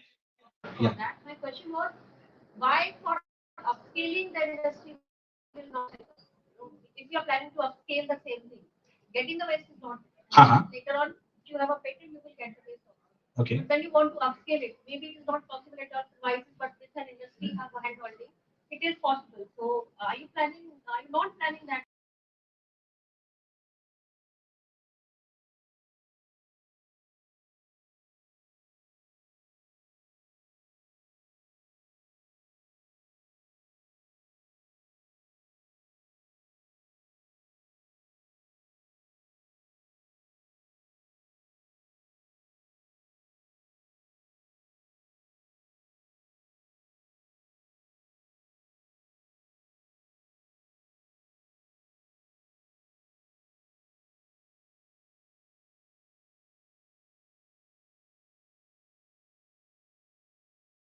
Typical one, the industry's approach. So I doubt even if we have approach, so how much we have get responded, I don't know. Yeah, that's what they are, but bit worried. Either it can be stolen, like any secret, we can take it from them, from the West. Actually, even this is the one. Number two is like even even if we are following a different way of treating the West, so we may get an objection, or we may get an queries from the pollution control board. This is the second one. And why to go with the, if it is already set protocol, why there is a need to grow with different way of treating the West? This is a typical mindset that these people they have. They have a hierarchy, so we have approached to even the apex body even of the companies, so the same response. So we just have to change the mindset of the people as well. So that's what we are thinking. See, the project is over, but still we are thinking to run it again on the West, which is obtained from the nearby companies in the Aurangabad. So with the grant patent, I think we may get a positive response. Let's see that. So again, it is the second of a collaboration that we have to think, and that's what actually whenever a technology developer there, so that technology developer has to again taken care of these things as well. Yeah. Any more questions? The last point. Yeah. So from organizer, last question. Shiv sir यहाँ पे है, बाद में पूछ लेना, ठीक है? We are getting late, sorry sir, and Shiv बाद में सर से मिलके पूछ लेना. Fine, okay. So thank you all. Thank you, I'm thankful to the organizers for calling me for this method talk. Thank you once again.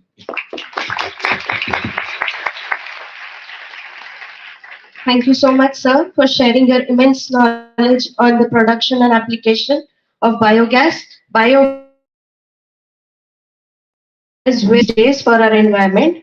I also congratulate sir for the achievement of laboratory waste management, and let's hope we can have some collaboration with Nitin sir soon. Now I would request Dr. Kalpesh Sorakya sir to felicitate Dr. Nitin Adpure sir.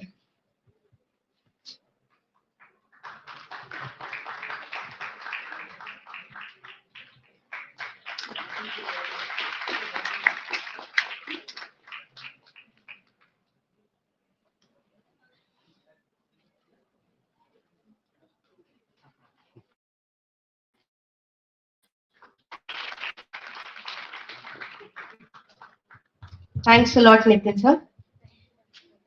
With this, we end our technical sessions. We shall now start with our technical oral presentation sessions. Life science students and faculty members have their technical oral session at Tola Institute of Pharmacy, and all others will be here at Prabhudarshan Hall.